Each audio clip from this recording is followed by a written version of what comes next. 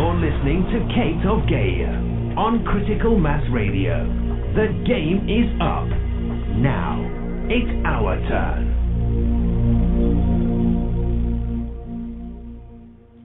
Oh, good evening. Welcome to Inside the Box. Yours truly, Kate of Gaia, coming at you so far beyond live. criticalmassradio.co.uk. It's a lot of this stuff is finally formulating and getting more cohesive and probably a little bit easier to try and explain, but it still doesn't really come close, but it comes close enough to at least carry the concepts across. I'm just going to take a second here Chris is going to be joining us, and a couple of friends where he is at as well. And tonight what we're going to do is I was chatting with Chris and Thomas just before, about 15 minutes before the show, and determined that probably the best thing to do right now, hot on the heels of trying to describe the experience, I hate using the word, but it works, the process that I went through to get there. And this has really, really clarified itself today a lot more than I thought it would. And, of course, talking with Chris and Thomas, there was a couple of things said. Thomas had said something that really triggered the connection to show, well, as Chris was talking, a three-step process to get through. So, again, I will go over that, what I did in preparation for this, with absolutely no idea of where it would end up. And I am going to look at, well, I'll tell you, if it got me there, and I can tell you exactly the frame of mind and my intent and what was behind it, what to expect, and then who knows. Really, it is up to you. And it always has been only and entirely up to you. Now, the board fills up really quick. We only have room for 50. So I'm just going to do the shout out for the number right now. It's BTR Listener 027 for those that want a shortcut to the board. Just put into your contact search in Skype BTR Listener 027 and search that. When it comes up, just right-click it and call. That will bring you directly to the board. And we do this every night. It's the same, same steps to do this. So as soon as you hear that, you should automatically know what to do now. But I'll keep explaining it because I know we get a lot of new people at this table every night.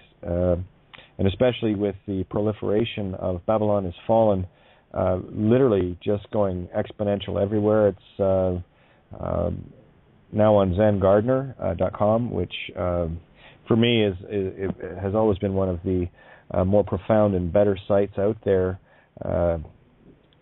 Getting to the nitty-gritty was a site that I had spent a lot of time on reading, and of course over the last while I just don't really spend time anywhere on sites because all I need now are the headlines to define my reality. And this is one of the key things that I want to get into tonight as well. You'll hear people say, well, I saw this today. What does it mean? Well, here's the answer. What does it mean to you? What do you want it to mean to you? And when you want it to mean something to you, guess whose reality you're creating? Guess whose definitions you're putting in place instead of the old stereotypes? Well, this number means this. Does it? Is that your idea? Or is that a borrowed Luciferian construct of the ego matrix idea?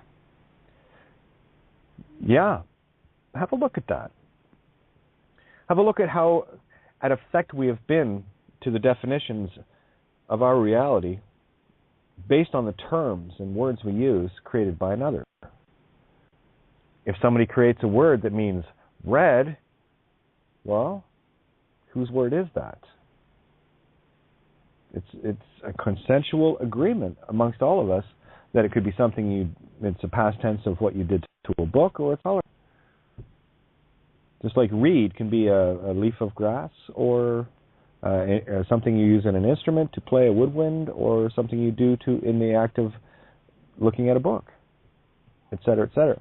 And there are other definitions that we can look at. This is one of the reasons why it was so critical for me as this progressed as I was looking at the whole language issue, to really break it down into its smallest components to the letter, where a word is actually a sentence to me as I redefine it to whatever I want. And as soon as I have something that I like, that's the one I lock in on. So anytime that word is uttered from my face, that's the intent that's going out.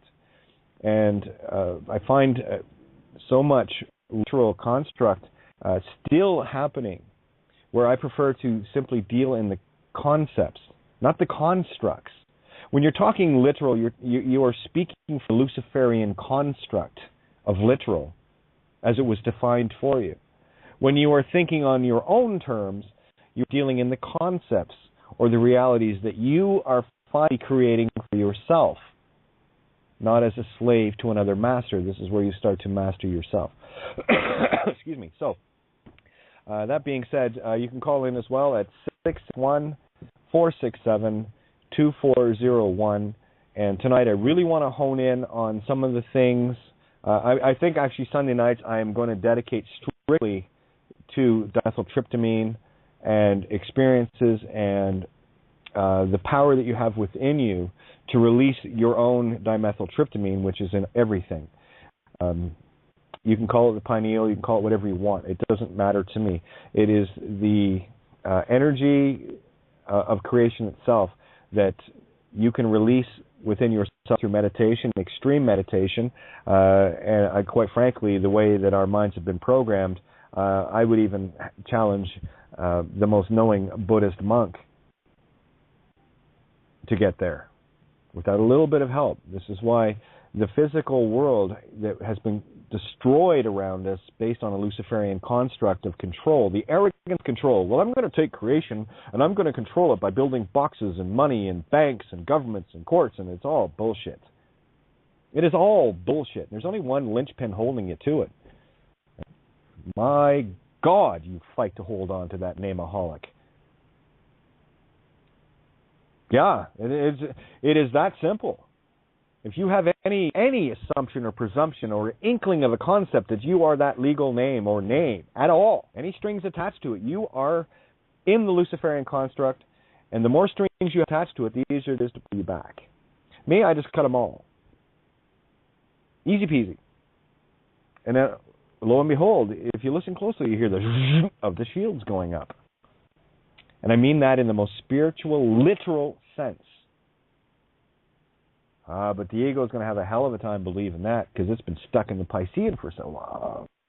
Well, let's try to really, really hone in on this, shall we, my fellow Aquarians? The truth revealers, the truth water bearers, truth revealers. If you are truly an Aquarian, then you will choose to know this. And this is the surrender to all of creation. Truth can never be anything but that. The only thing we can do with truth is choose to stand in it or deny it. And you'll know you're denying it when you know the truth of something and you're still trying to make an egotistical excuse as to why you still need that soother. And that's all it is. And it can come in any form you want. And only you are finally and ultimately ready to let go of it all. And I do mean let go of it all. I'll give you an example. I was just chatting with a friend of mine. I talked about this the other night. Another friend of mine, her family had her committed into a mental hospital, and it's all over. And she's wide awake, but I'll tell you the string that's still holding and binding her. It's all over an inheritance that she doesn't want to give her children. So her children, in a vengeful way, had her committed. And I'm going to ask the very simple question, whose fault do you think that is? Now think about that. This is a tough one. And this is why there is nothing I can do, because I've already tried in the past, and it is not that I love this being any less. Of course not. I love them enough to let them figure it out for themselves. And when it finally sinks in, if it was the refusal to give the inheritance to the children, and that you committed, whose fault is that? And who's holding on to what here? As I texted back, it's a very simple solution. Whoever gets the money loses. A little different than what you were brought up with. You see, that's how you break the Luciferian construct within yourself. This is how Jesus drove the bankers and the moneylenders from the temple. It was not a physical temple. It was the mind. You must be the je suis, the I am, to drive this Luciferian construct from the mind. This is where you let go. And I've talked about money and whatever many times. Where now, for me, money cannot own me, and I cannot own it, and it travels freely through me. I am merely a conduit, where I am in such a beautiful position to be able to help and share. Because it doesn't stop, the buck doesn't stop here. It travels. And everything that passes through me is a grab of the spirit coming back in its purest form. I remove that shit energy of enslavement.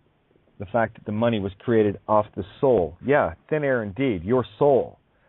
And the more that you want to cling to it, the more you're giving up your soul. And this is a very literal thing. Okay, so that's why I like to stay in the conceptual, and the only way I can share conceptual is to share it through the literal. And when I say something is literal, I mean that literally. The birth certificate is a slave soul contract.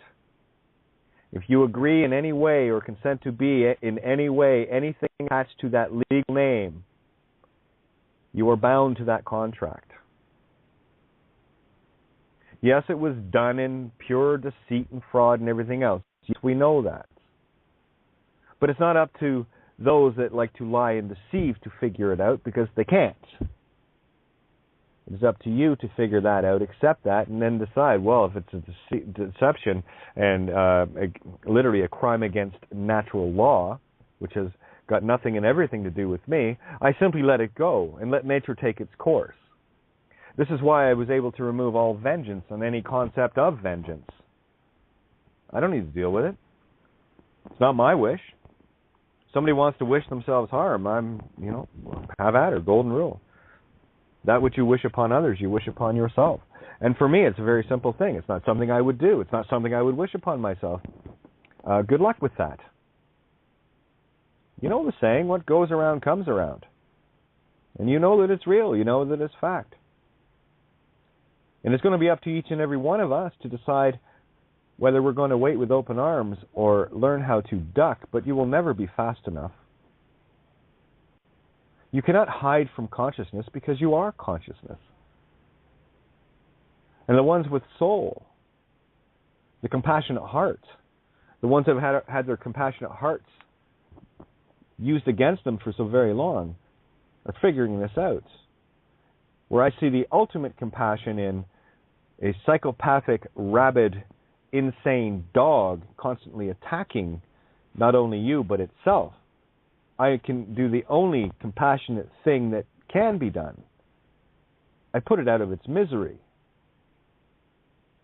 The suffering ends for them and for others. And the interesting part about this is that the universe, or creation, as I have experienced it, is very clear. They'll figure it out for themselves. Everyone comes home.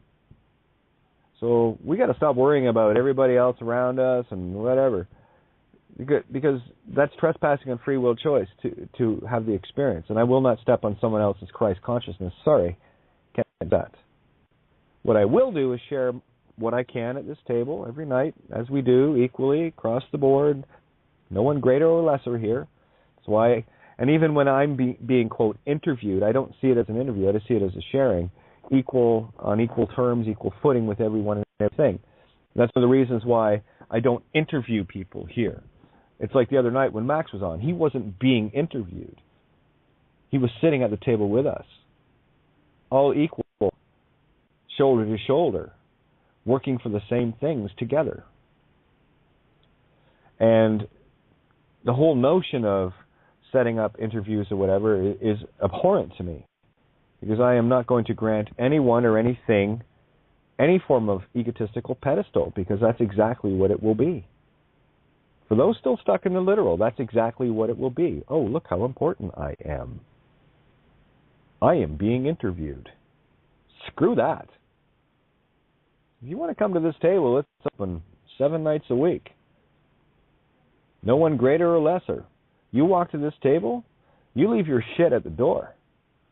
Or if you want to bring stuff in to sort out, that's what we do. Throw it on the table. But that being said, let's get into the whole dimethyltryptamine.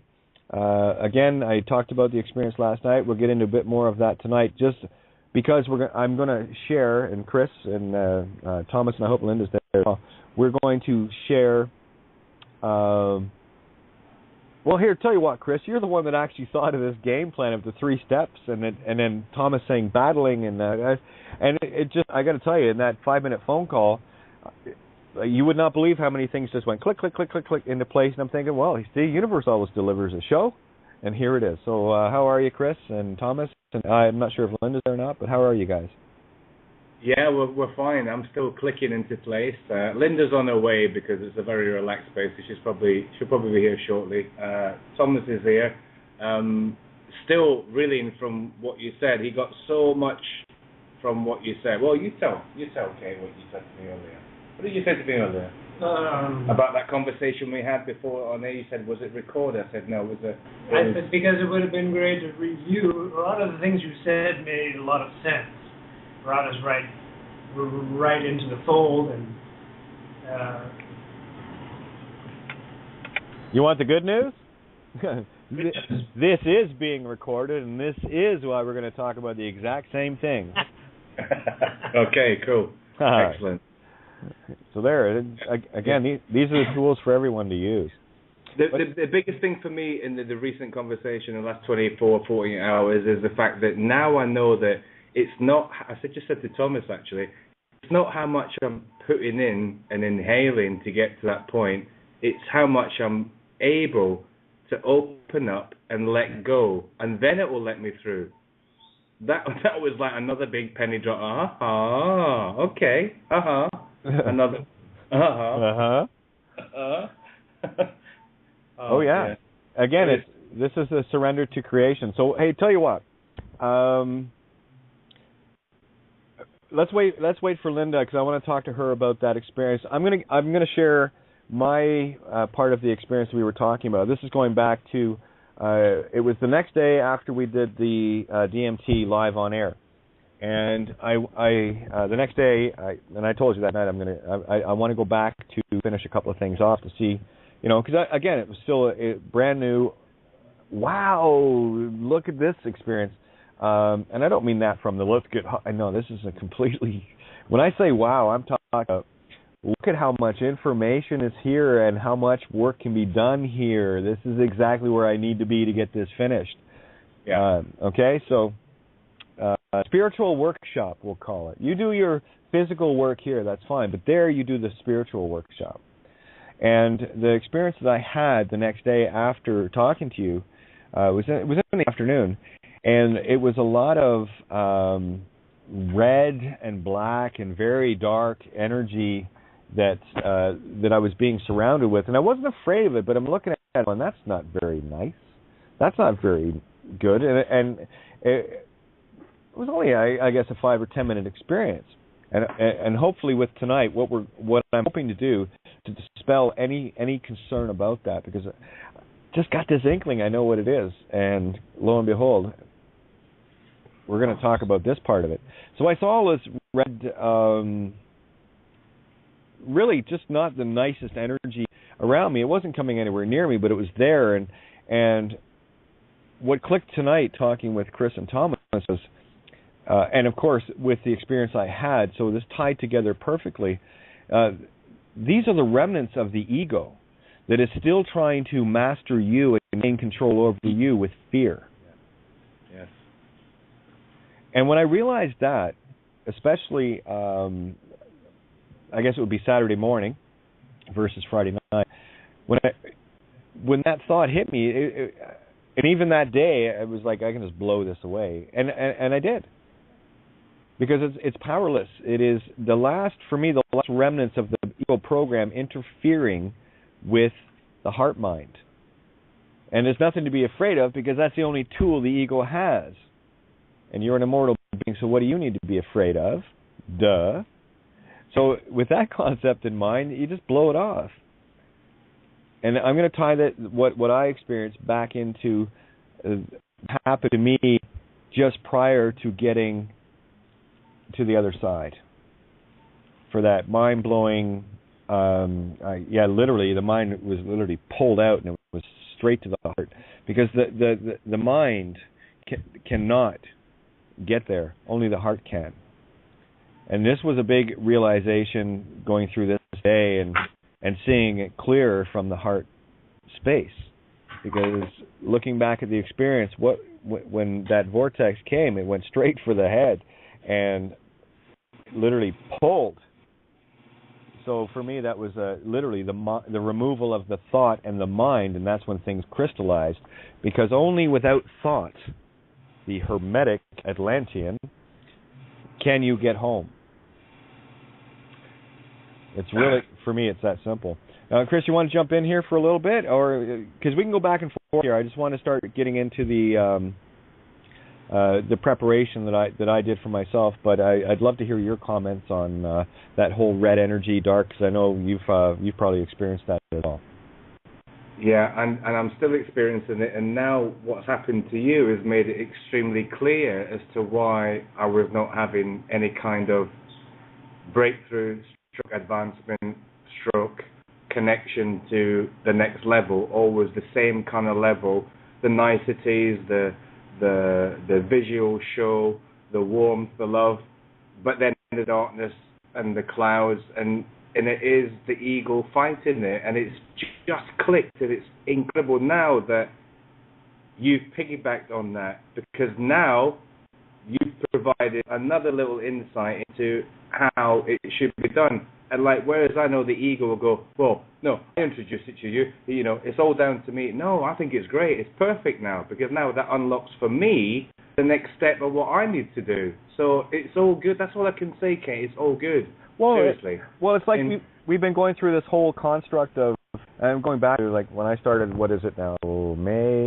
So it would be 4 years ago when I started on this quest and going through the legal and all the rest of it, and sitting on the shoulders of previous giants that have been looking at this already in terms of the name, like Mary Croft, Eldon Warman, Jordan Maxwell, Winston Shrout, and all of those people, and these were the shoulders, the giant shoulders that I was standing on. So it's the same thing in a spiritual sense, where found this really neat thing. Now you're not piggybacking. No, you're leapfrogging to the next one, because now you have a new tool to take you even further.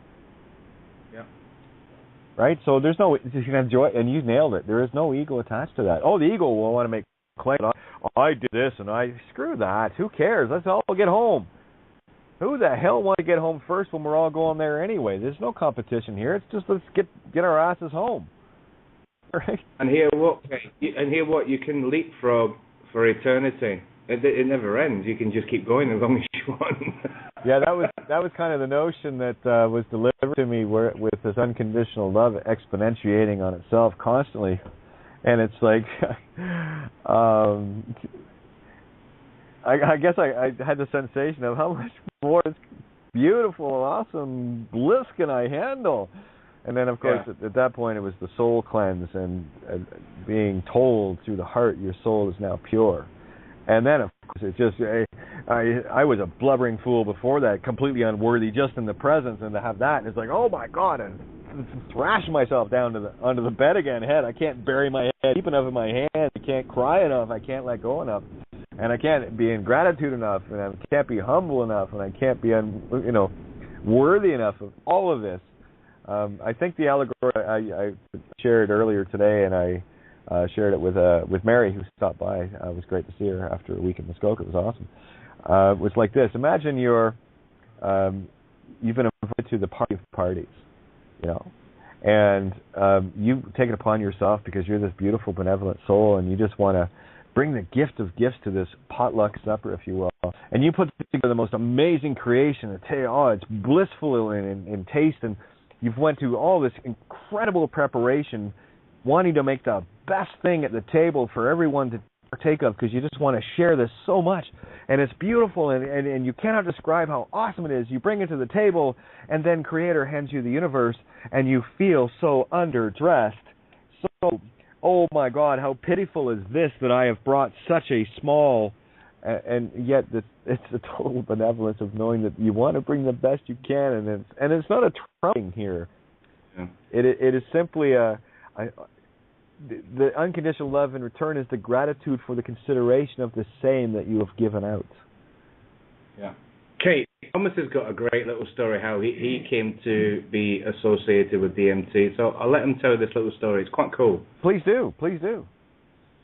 Well, I was in southern France at a little street festival. It's kind of like medieval street festival with giant puppets and all kinds of music and crafts and things. And there was one table I kept going back to. They had stacks of cards, and each stack was a different drug. And on one side was printed the effects and the benefits, and on the other side was the negative.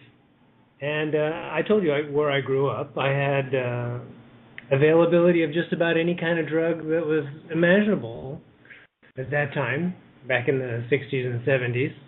And I was never much of a druggie, but I was interested because I watched all these people go through them. Thomas? Yes. This is for everybody. The word drug we don't use when we talk about this. The drugs are the poisons are sold by pharmaceuticals and doctors, right. And these are medicines. These are not drugs. Cannabis and DMT and that, anything that occurs naturally is a medicine, not a drug. Right. Everything that is fake and created to mimic the natural, those are the drugs. So I just want to clarify that, because there's a really shitty energy in that word, and I want to keep that shitty energy in it and give it back. So carry on. I understand. So I kept going back to this table, reading each of the cards. There was, of course, marijuana, there was alcohol, there was many different things, but the only one that piqued my interest was DMT, because it had no real negative effects, no negative side effects. It was clean, it was simple, everyone seemed to go through the same thing and come out of it with no loss of energy or feeling like they had to regenerate or anything like this. It was like walking out a door and coming back to this dream that's here. So they all said, everybody I've spoken to says it's like coming out of this dream. You step out of this dream and you go into something totally different. So this is what enticed me to say this is something I could try. I valued my mind. I wanted to keep it. I didn't get into the substance scenes, even though I've tried a few, but on a limited amount, because I wanted to see what it did to other people first. And so this was one. This is the last one that has actually enticed me. And I'm impressed at my first outing, and I'm ready for my second. My first one was they came to prepare me. They explained it to me. And like you say, there are no words. There's not enough words to explain what goes on in that 10, 15 minutes, whatever it takes. You come back and you want to describe everything, and it's indescribable. So, okay, I just wanted to say that. Very true. And I'm glad you brought up the whole there's no side effects. Yeah, it would be very difficult. It would be like having a pint of your own blood sitting there saying no harmful side effects. Because DMT is in everything. It's a spirit molecule. Tryptophan, one molecule away, right? So from natural DMT, right? So keep that in the back of your mind. Anything that nature provides is a medicine, or the meet the spirit of the infinite consciousness, literally, phonetically. It all works. You got to take the D out. That's a mirror. So it's medicine, right? A D and a T. Go ahead. Say D and T, and notice where your tongue is. It's in exactly the same space. The only difference is the amount of breath you put into it. Of course, a D and a T, there is a lot more guttural in the D, which only reinforces the mirror. So for me, it's a law of truth, T. So met, or meet, the I, the self, psi, the spirit, N, infinitely mine, E, consciousness. It's right there. And drugs, of course, has two of the worst letters that I can think of in it. D is the mirror of it's only half of the circle. It's the mirror of consciousness. And then you have the R, spirit breath. So the mirror of spirit breath, U, masculine intent, G, in the hex, S, of the divine feminine. So that difference, that's why I am so abhorrent to the word drug or drugs being anyway and remotely associated with all things natural. I'll leave the Luciferian construct doctors and their pharmaceuticals to be pushing drugs and harmful things on others. And remember, the wish that you grant upon another is one you have granted upon yourself, and you will experience it. There is no escaping consciousness because that's what you are. Good luck with that. Go ahead, hide there. Ooh, there's no hiding. So on that, what I'm going to get into now is the preparation that I did for myself prior to. I did touch on it a bit last night, but talking with Chris and Thomas this afternoon, and of course I had a few conversations, but we hit home as to the importance of the preparation. And by the way, anyone that is wanting to go on a TMT experience, right? TNT, with law of truth, infinitely mind, and the law of truth. This is the real TNT. Yeah, it'll blow your mind. That's the intent, to get to the heart space. If you ever feel the need and you want, I will most happily give me a call on Skype, and I will help prep you in terms of meditation and things, just to make sure that certain things are so clear in your mind as it was for me. And the only thing I can do, having been there, is share the exact same things that I did with the intentions that I had. It will be up to you how much truth you can confront within yourself to get there. For me, I had to be completely self-scathing on this, and here was my state of mind going into this. And there was a lot of forethought and preparation all day in terms of I need to go, because the Piper was calling, and again, it's a very subtle thing that I have no words, but it's the urge that is, and I'm not talking like an addiction or anything. No, what I'm talking about is, hey, listen, we got some work to finish. We'd really love to come back and finish it because you were so close. You were so close. And this was what was going through me after the day before. I had taken 2 walks on the other side, one of very, very healing, the other of confronting some of this ego aspect and pushing and blowing it away. And of course, what happened on Friday night, Saturday morning, if you will, 111 was the entry of the journey. But prior to that, what I had sat down deliberately to do, and I'm going to be very specific about this because it was Chris that brought this to my attention on such a great scale. It was remove any and all jewelry, anything that is physically attached that can interfere with the body. We're dealing with naked truth here, so let's get into physical. And literally stripped naked, earrings, rings, everything gone. And don't worry about tattoos, because the intention that you put them on with is what is really there. These are choices of expressing yourself. These are not anything but that. I mean, that's what a tattoo is. So you're actually just expressing the spirit. So don't even worry about those. It is the metals and the jewelry, the adornments that you need to get rid of. This is the allegory of removing all adornments and all idols, if you will, from your mind. And I cannot be more grateful for Chris, because I'm going to tell you, Chris, was exactly, I know this was, on what my own prep was, this was the ticket that took me over.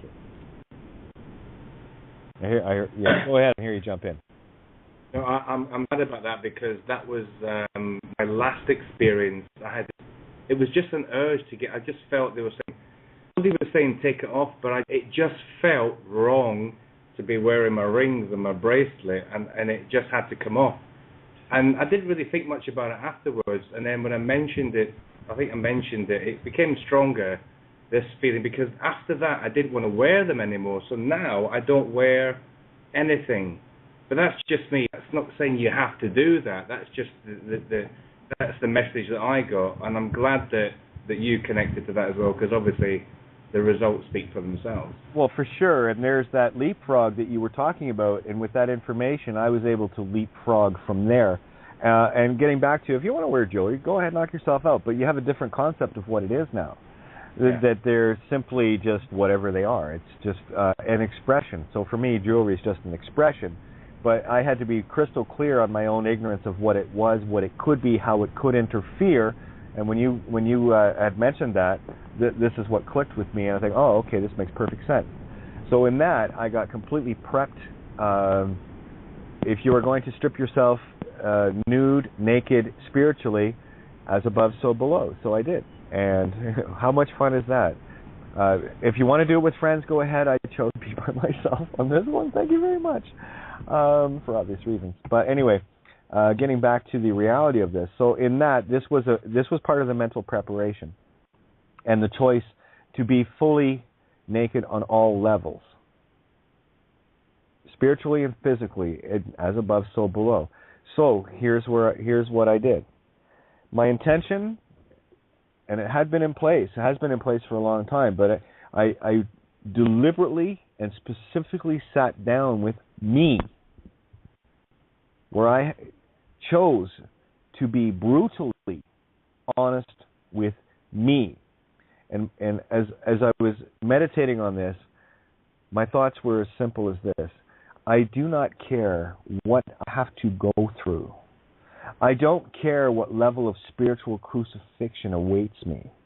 I do not care what I have to endure physically or spiritually to get into the place where I can be the best servant of servants to all that I can be, because that is my role. And it is not one of subservience, because the true sovereign is the true servant altogether. And this is where the sovereign, I use that concept in the light of being the master of self, and the servant being the servant of all.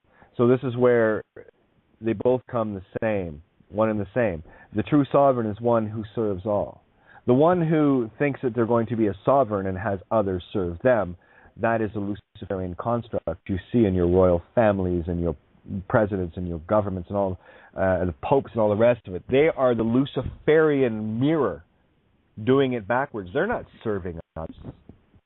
Yeah, I'll give you an example of Pope Frankie, the Jesuit arms dealer. I'm being real blunt about this stuff now. If he truly was benevolent, he wouldn't be looking for photo ops with kids getting on his Pope-mobile. He would be completely dismantling every church on this planet and taking all of it down to benefit all of mankind. That, to me, is a servant of Creator. No, these people are servants to themselves, of themselves, and they are trapped in the Luciferian construct, and, well, have at her, what I would do. So in this process of looking at myself, I made it very clear, as I always do, but I got really intense on this one, because I wanted to be in this in no uncertain terms, in a state of complete and utter surrender to creation.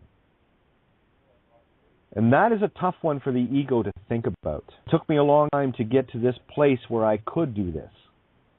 So don't think it comes easy. It doesn't. It's a very simple thing, but it takes work. It's not easy.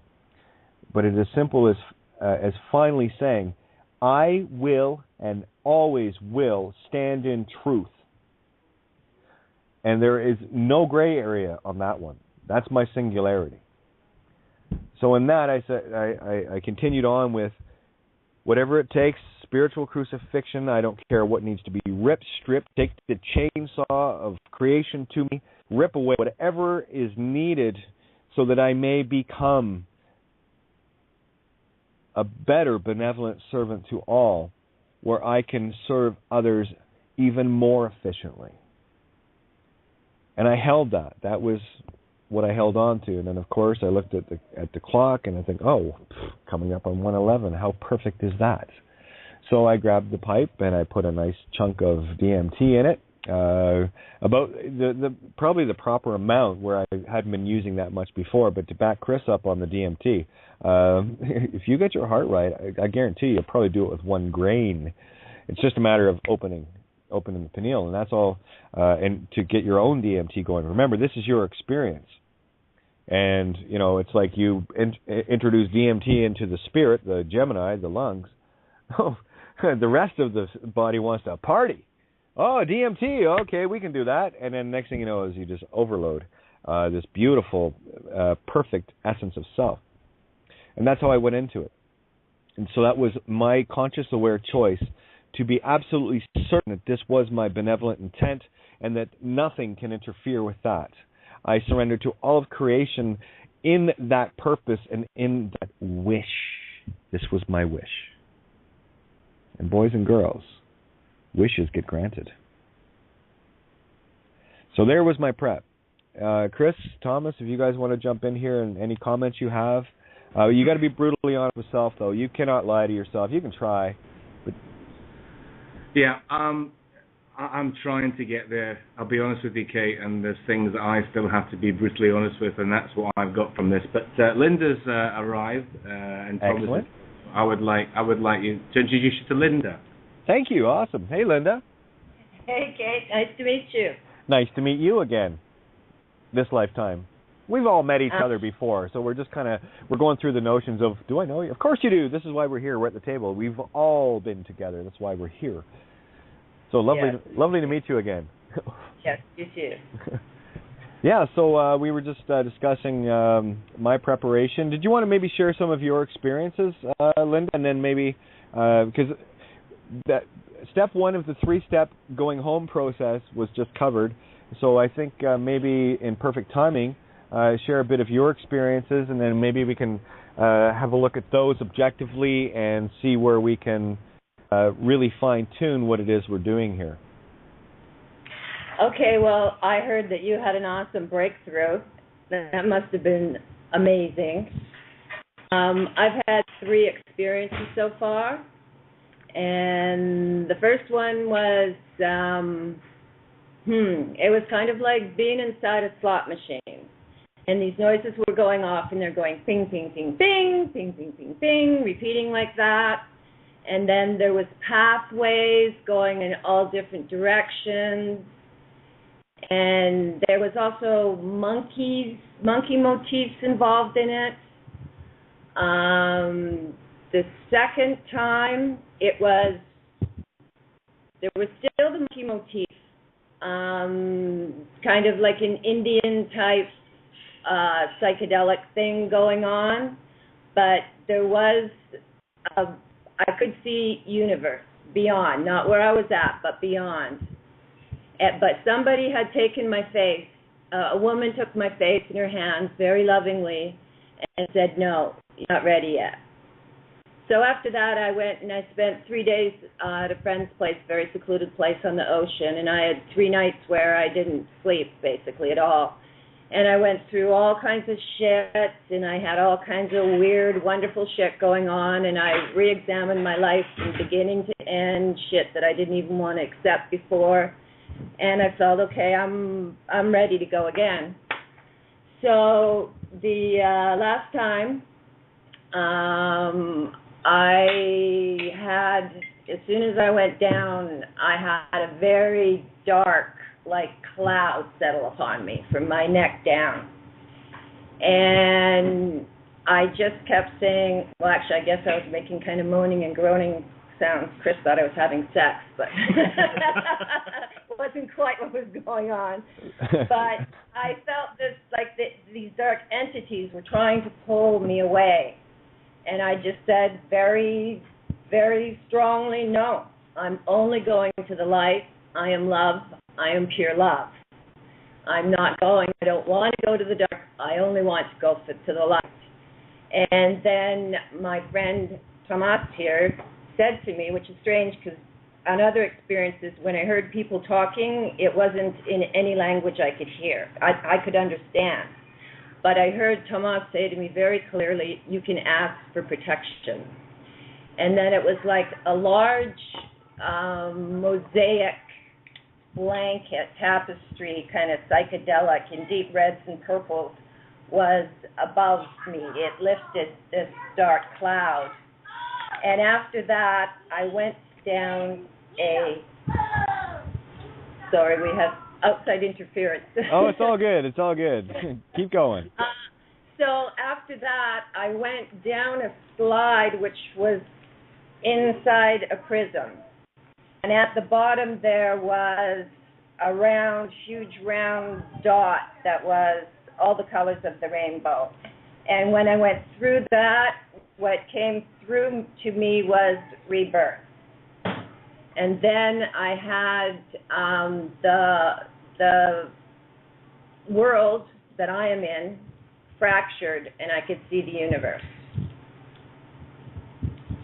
Yep. And at the end of it, somebody said to me, muchas gracias. And he was to the right of me, which is, also, this is quite funny. Nobody was there. There was nobody there. No, Tomas didn't hear a thing. So, but after I came through the slide, I could have like the same feeling I had of this woman who was behind me holding my head, but I couldn't see her. I had the sensation of all these entities very happy and shaking each other's hands, going, good job, good job, good job. So I guess I did all right. But it was pretty awesome. You did awesome. You did awesome. Now, one of the things, and thank you, you have triggered a few other things that I really want to get crystal clear. I'm going to bounce these out there. These are intuitives as you were talking. You are not, this is coming straight from the heart, you are not going to get across until you break the Luciferian contract here. And the Luciferian contract here is thinking, presuming, assuming any agreement or consent to be the name that was stolen at birth. That is the way, right? Mom and Dad gave you that, and that was your supposed to be your earthly name that was hijacked. Mm-hmm. And that is a soul contract that everyone on this planet, until they wake up and see this, can break. And once that soul contract is broken, I'm going to tell you how hard it is. The answer is simply yes or no. Are you, or are you a Luciferian demon with a legal name? Well, I definitely know that I am me, because I had an experience quite a few years ago where, due to a female problem, I was by myself here in the jungle and I passed out from the pain. And when I came to, I didn't know who I was supposed to be, but I knew who I was, but I didn't know who I was supposed to be, if you get my drift, right? And Yeah. there was no fear, but it was like I already knew it, but it was so clear to me that I am me, I am soul, but I am somebody else this time around, right? Okay, now, Linda, I totally get that. I should have made myself a lot clearer. When I speak, I'm not talking to you or Chris, or unless I say your name, or Thomas or anyone. When I speak, I am speaking to all. So, okay, now, I reason why I say this is because look at the trigger immediately that the ego comes in with.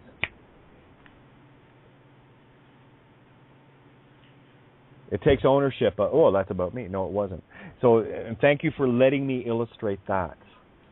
This is the joy of this table, because what happens is we get to peel these layers away. Oh yeah, I see that now, and that's all we do here. So just keep that in the back of your mind. Again, when I'm triggered, I'm looking at everyone. This matters for everybody, just you, not just one. This is how we destroy the ego construct. And the ego, by the way, I prefer to call it emotions, the out of control emotions that rule the mind. Okay. And you can always tell that it's there, because if you have a reaction to anything at all, well, that's ego. That's the emotional reaction. That's pure program, and that is most certainly not you. So let's do the oil and water now, because I want to.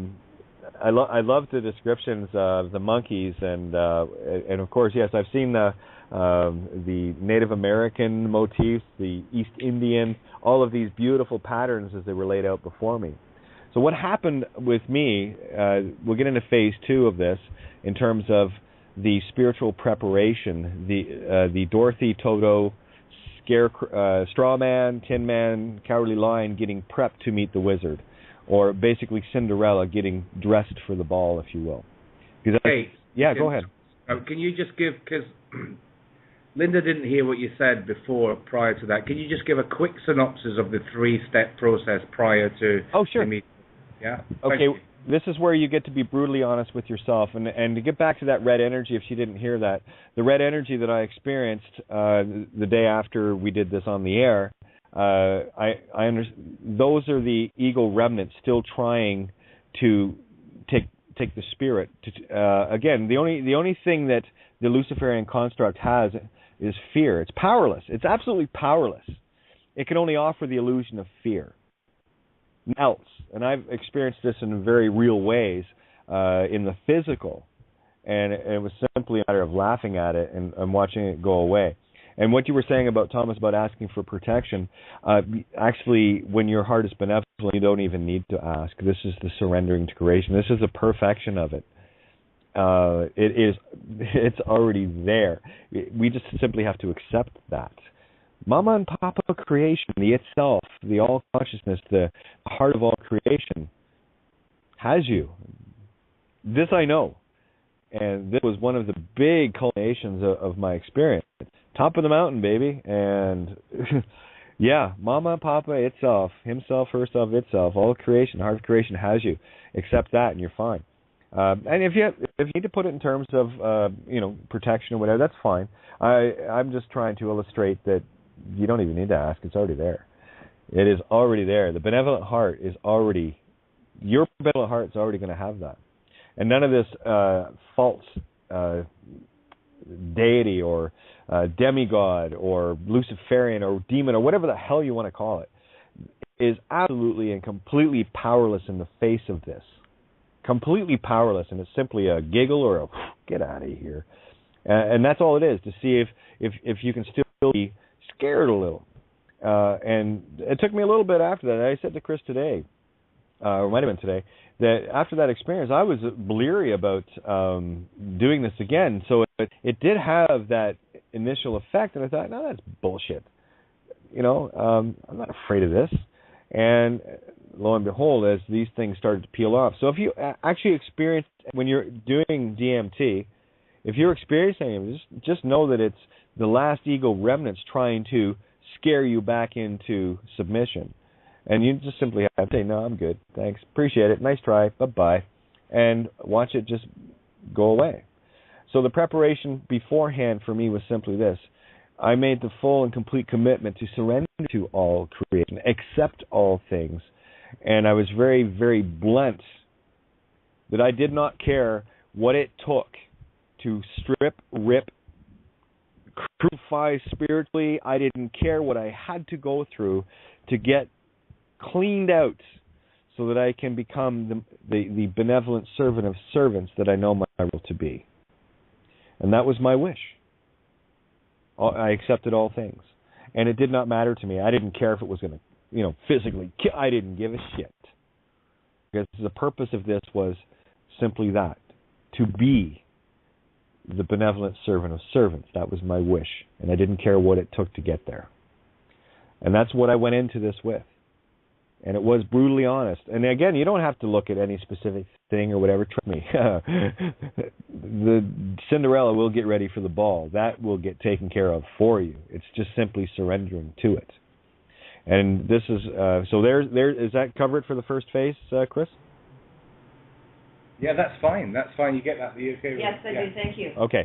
Okay, you are perfect. I need everyone to get this. You guys, you're all perfect. You are so perfect. It's the illusion of thinking you're not that has us going in these little snake eating its tail circles. So let's end that and just carry on. So when I smoked the DMT, it was a freight train. It was like, oh goody, Kate's ready. Let's rock and roll. And oh boy, it was just beautiful beyond beautiful. Actually, during it, I did take another little bit because I hadn't finished the whole thing, and I have reverence for it. I do not want to waste any of it. And that was the understanding that while I was in the midst of this, and of course in complete conscious awareness, this is the joy of this, because you're completely at the wheel of this one. This is just Wonderland with you driving.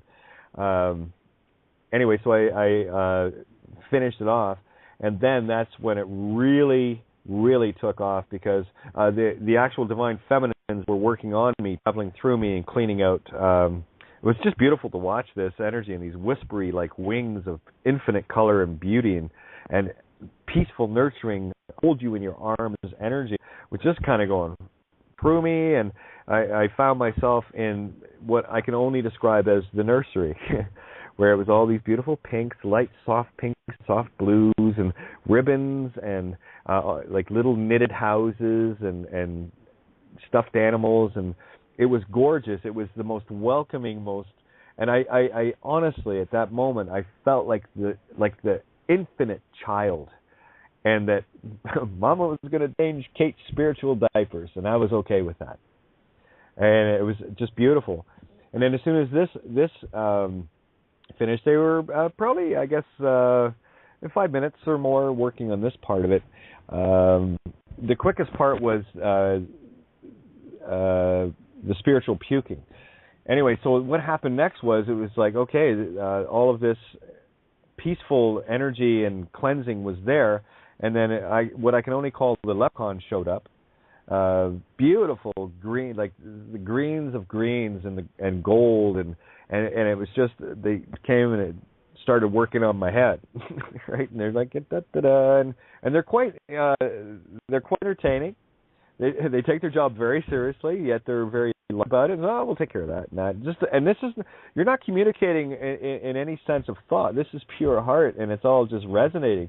So I'm lying back, watching these guys just do their magic, and they're pulling this shit out and that, and adjusting this and fixing that and connecting this, and it was very technical, but not technical, if you will. And as soon as they were done, then the wrecking crew came in.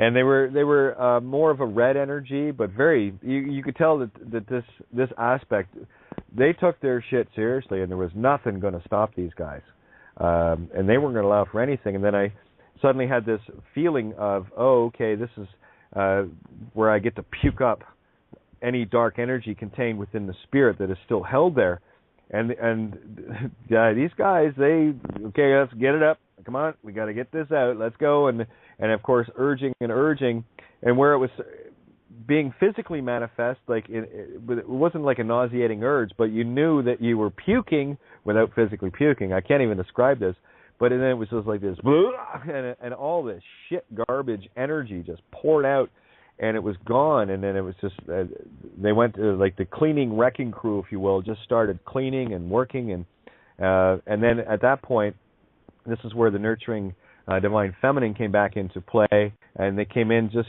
doing final checks and traveling through my body, and dropping in, and anything that was left was being cleansed and what have you.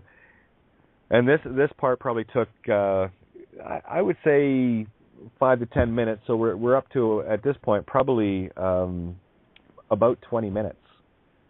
And it was during that last part there that I finished. I had to finish up just to make sure that this was, because I was told a little bit more, and that way we can finish and basically get Cinderella ready for the ball that I was not expecting, nor was I.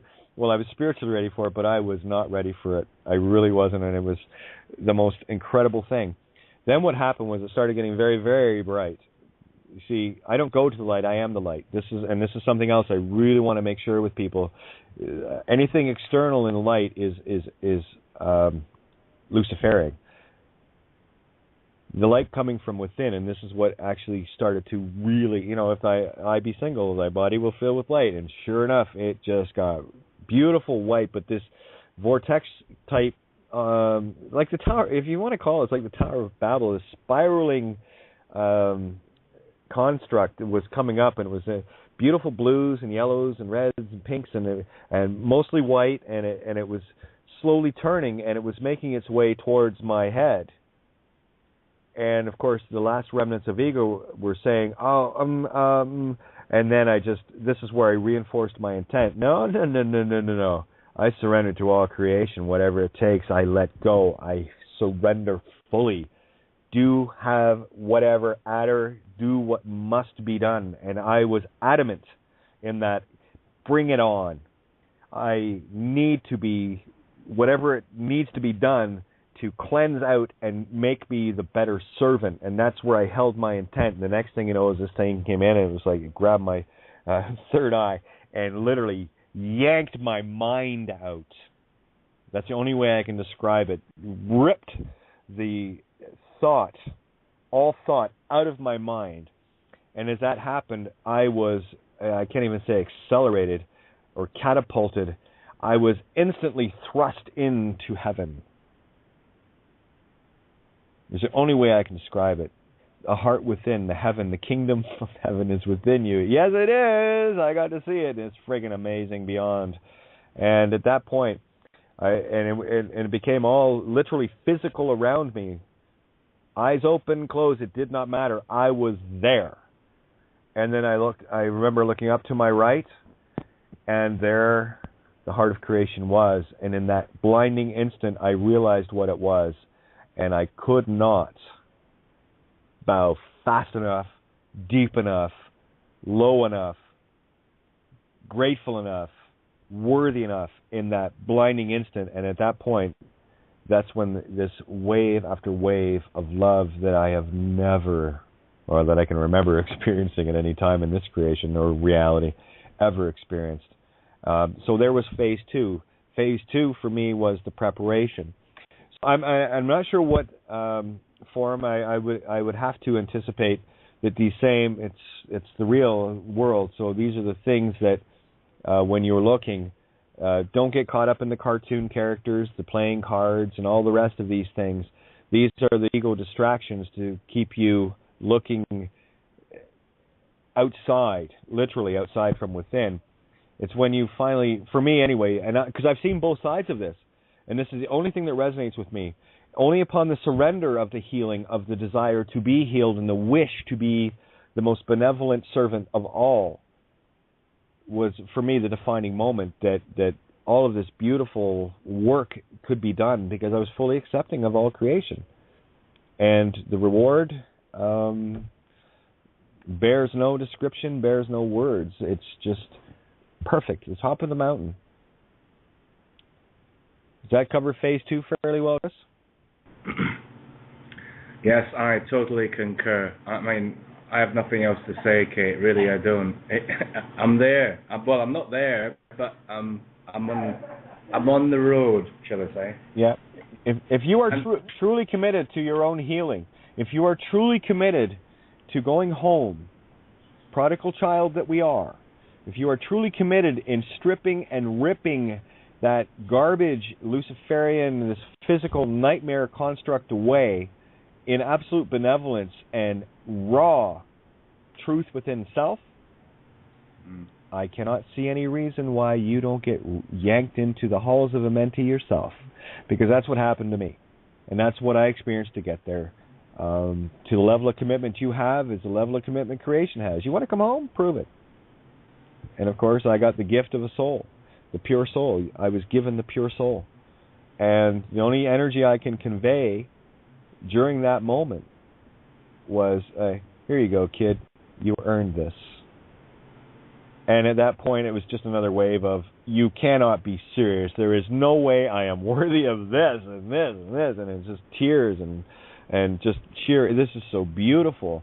Like I said, in fully conscious state, I even where I was, I knew I was afraid of being too loud and waking people up, wondering what the hell is going wrong with Kate? What's going on? But just amazing. And I wish this upon all of you. That would be my wish. That's what I would do. I would wish this for you. And if you can be brutally honest enough with yourself, your wish will come true. You don't have to be careful what you wish for when you stand in truth, because the only thing you're going to get back is perfection. Mirror, mirror. So. Yeah, I have to say one thing, and that is that I've just received another download then, because I know now for my next journey what I have to do, and it's just perfection. It is great. It's just it's a great stepping stone. And I'm just taking it baby steps. You know, I'm nowhere near where I'm supposed to go, but that doesn't matter because I've got eternity to get there. Yeah. For me, the answer is as blindingly simple as, once you are willing to surrender to creation, fully, completely, in complete humility, I see no reason why you can't step through. And the only thing that will stop you is you, nothing else. And I have to tell you this right now, straight from source. Mama, Papa, Heart of Creation wants you home so badly to give this to you, to welcome you with unconditional, mind or heart-blowing love that you cannot fathom or imagine until you experience it, until you become the blubbering child bent over in complete bow to the Christ consciousness within. That's the connection. Nothing's stopping you but you. So to the level that you can commit to that, there is nothing stopping you. So don't be surprised, Chris, on the next trip, we'll be talking about the same thing. And you'll go, yeah, no one can tell me that 1 + 1 doesn't equal 2.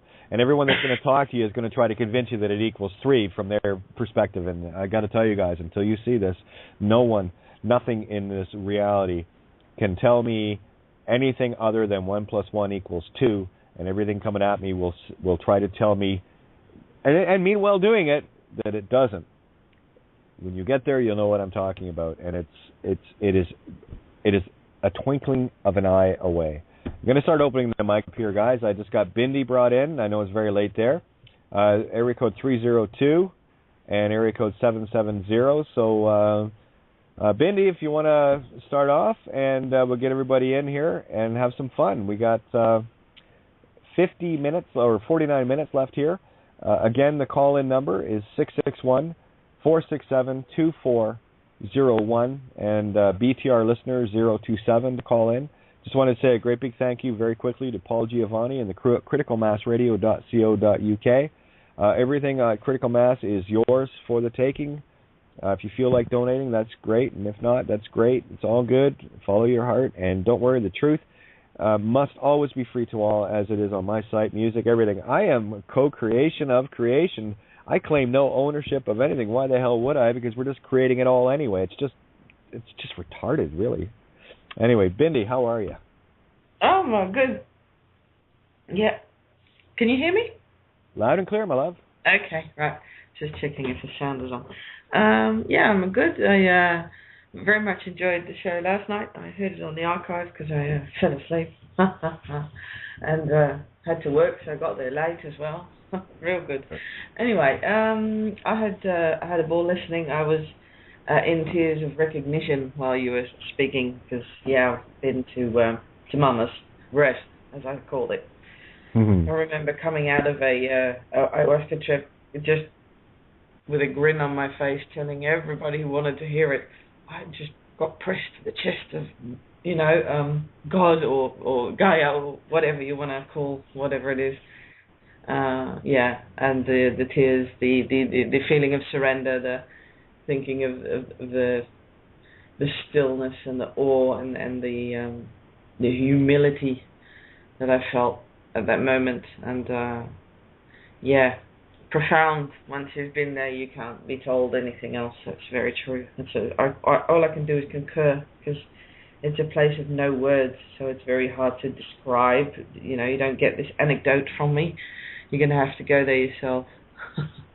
You've been there, of course, Kate, and I'm Chris, and I'm sure many others. And but to be lucid while it's happening is the best thing in the world. Yeah. Oh, That truly is the magic, because you are completely, absolutely lucid in Wonderland. Yeah. And yeah, there are no words, man. No. There are just no words for this. I Do yourselves a favor. Yeah, days later I started talking instead of crying or trying to speak and just going, yeah, whatever. And I think panoramic is one of the words that fell. I felt panoramic, it's you become everything and everything becomes you. Every time I think of it, my whole body just electrifies in goosebumps. Exactly. Like, just, oh, wow. And all I got to do is think about it, and there they go. It's beautiful. It's better than sex, that's for sure. Oh, my God. Physical in this realm is so passé and boring, man. No, and again, tell you there you won't know. Well, what do you mean I thought sex? Yeah, well, you'll see. It's like, really? Sex could be one of the doors in, because there's many, it's I've got a bit more words now. It's like it's singular field jumping. You descend into or ascend into your heart space, the heart toroidal field, and you can jump from one singularity to another, or you can jump to the mother of them all and be everything. And how far you can jump or want to jump has a lot to do with how clear you are, how focused you are, how open you are, and how much in need of connection and the remembrance of the connection you are. Exactly. Yeah. Now, just gonna. By the way, Chris, Thomas, and Linda, please feel free to jump in at any time. I mean, tonight, I'm thinking I'm going to dedicate Sunday nights to just talking about this and the experiences that we have. I've got 3 callers in. 302 7. Hello. It's Richard in Atlanta. Richard, how are you? Good to hear you. Hello, everyone. I'm doing fine. Kate, I was listening to your show last night as you were going through your experience. We were going to visit my father's grave, so I was sitting in the back seat and I was listening to it. And I can truly tell you that I've experienced that same exact process, and I recall it exactly like you described it. A little over a week ago, I had give an experience on your show there about a download that I had. It was more concerning information about natural law, but I also used the term mama and papa, and that is exactly how you feel in those higher realms. You feel as a child of a family. There is a being in both cases that are that very thing, and the children around those beings are your family, and we are a copy of, very much so. And so I'm glad you shared that with us all, and I can add my voice to your credibility. Well, thank you. And yeah, you feel like a baby in the arms of all creation, and it's if you want to see what it feels like to be that infant, beautiful, held by mama, papa at the same time, well, it's there for the taking. Now, I've got all the mics open, guys, so please be mindful in the background for any noises. If you could mute out. If you put your hand up, I'll open the mic. So that's what I'll do. What I'm asking you is if you could, please make sure you're either muted or that it is quiet, because everything gets picked up on this end. There you go. Who's next? I got 704 open too, by the way, 508, and 302-770, of course. Who's next? Kate, I'm just totally loving your DMT experience. Me too. I mean, it's awesome. I was in New York a few years ago in a spiritual group, and I told them, I said, I think smoking weed and anything that can kind of elevate your spirit is a good thing. And then they had this long argument with me about why it's so bad. And, I don't believe that. Half my family is South American, so in the South American jungles of Ecuador and Peru, this is a very common practice. You know, it's made into the tea, everybody drinks it, everybody's happy, nobody gives a fuck, and people live on their lives. However, in North America and in Europe and in certain spiritual circles like the New Agers, New Cagers, a lot of them have issue with it. I don't. And I think anybody that has issue with something that's natural, that helps bring the brain to a higher state, there's something with them. And that's from programming. I'm beginning to realize this. Am I right, or am I just kind of on the wrong? What do you think? No, you're right on the money. Again, what you're going to be dealing with, especially in North America, are those that have bought the lie that has been so effectively propagated across not only North America, but UK and Europe and other places, completely. Well, let's just make it this way. If the government says it's bad for you, you better get on it. And if the government says it's good for you, just avoid it. You know. Remember, they're the gamblers and the sellers of alcohol and tobacco and all sorts of other pharmaceuticals and poisons and everything else. All things designed to destroy your ability to get home. And that's what the Luciferian construct is. The more that and the thing is, we're doing it to ourselves. The more harm that you do out of ignorance to yourself, well, you're doing the work for them. The Luciferian aspect doesn't have to do a damn thing because, oh, look, we got them convinced that they're physical meat sticks, and, oh, look, they're partying, they're doing this and that. And, oh, they're well distracted. Don't worry about it. They'll destroy themselves, and we can feed on them while they do it. It's that simple. So let the crazies, if they want to condemn something that is natural, completely natural, of the earth without any interference, let's be the fools they are, and that's fine. It's fine. You know, smoke your joint, make your tea, juice it. I don't care, because the only thing you can get the complete reparation of all the damaged neurons with the piece that the cannabinoid actually fills and place and repair the ones that have been destroyed. So. Yeah, because when they said that to me, I was like, what kind of spiritual teachers are these? I mean, what spiritual teacher would tell? I'm sorry. What spiritual teacher would tell somebody not to smoke a joint? What spiritual teacher would tell somebody not to take ayahuasca? What spiritual life person would say, hey, don't do DMT? You know, I mean, I'm totally down with it. So I'm going to mute myself out, Kate. But fabulous show. Thanks.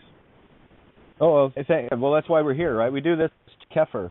Right, to get there. We're getting, and that word stuck out to me as a child. I always looked at it, to get her. And lo and behold, that actually in the end is the answer. It's funny, and again, guys, I mean, happy to share.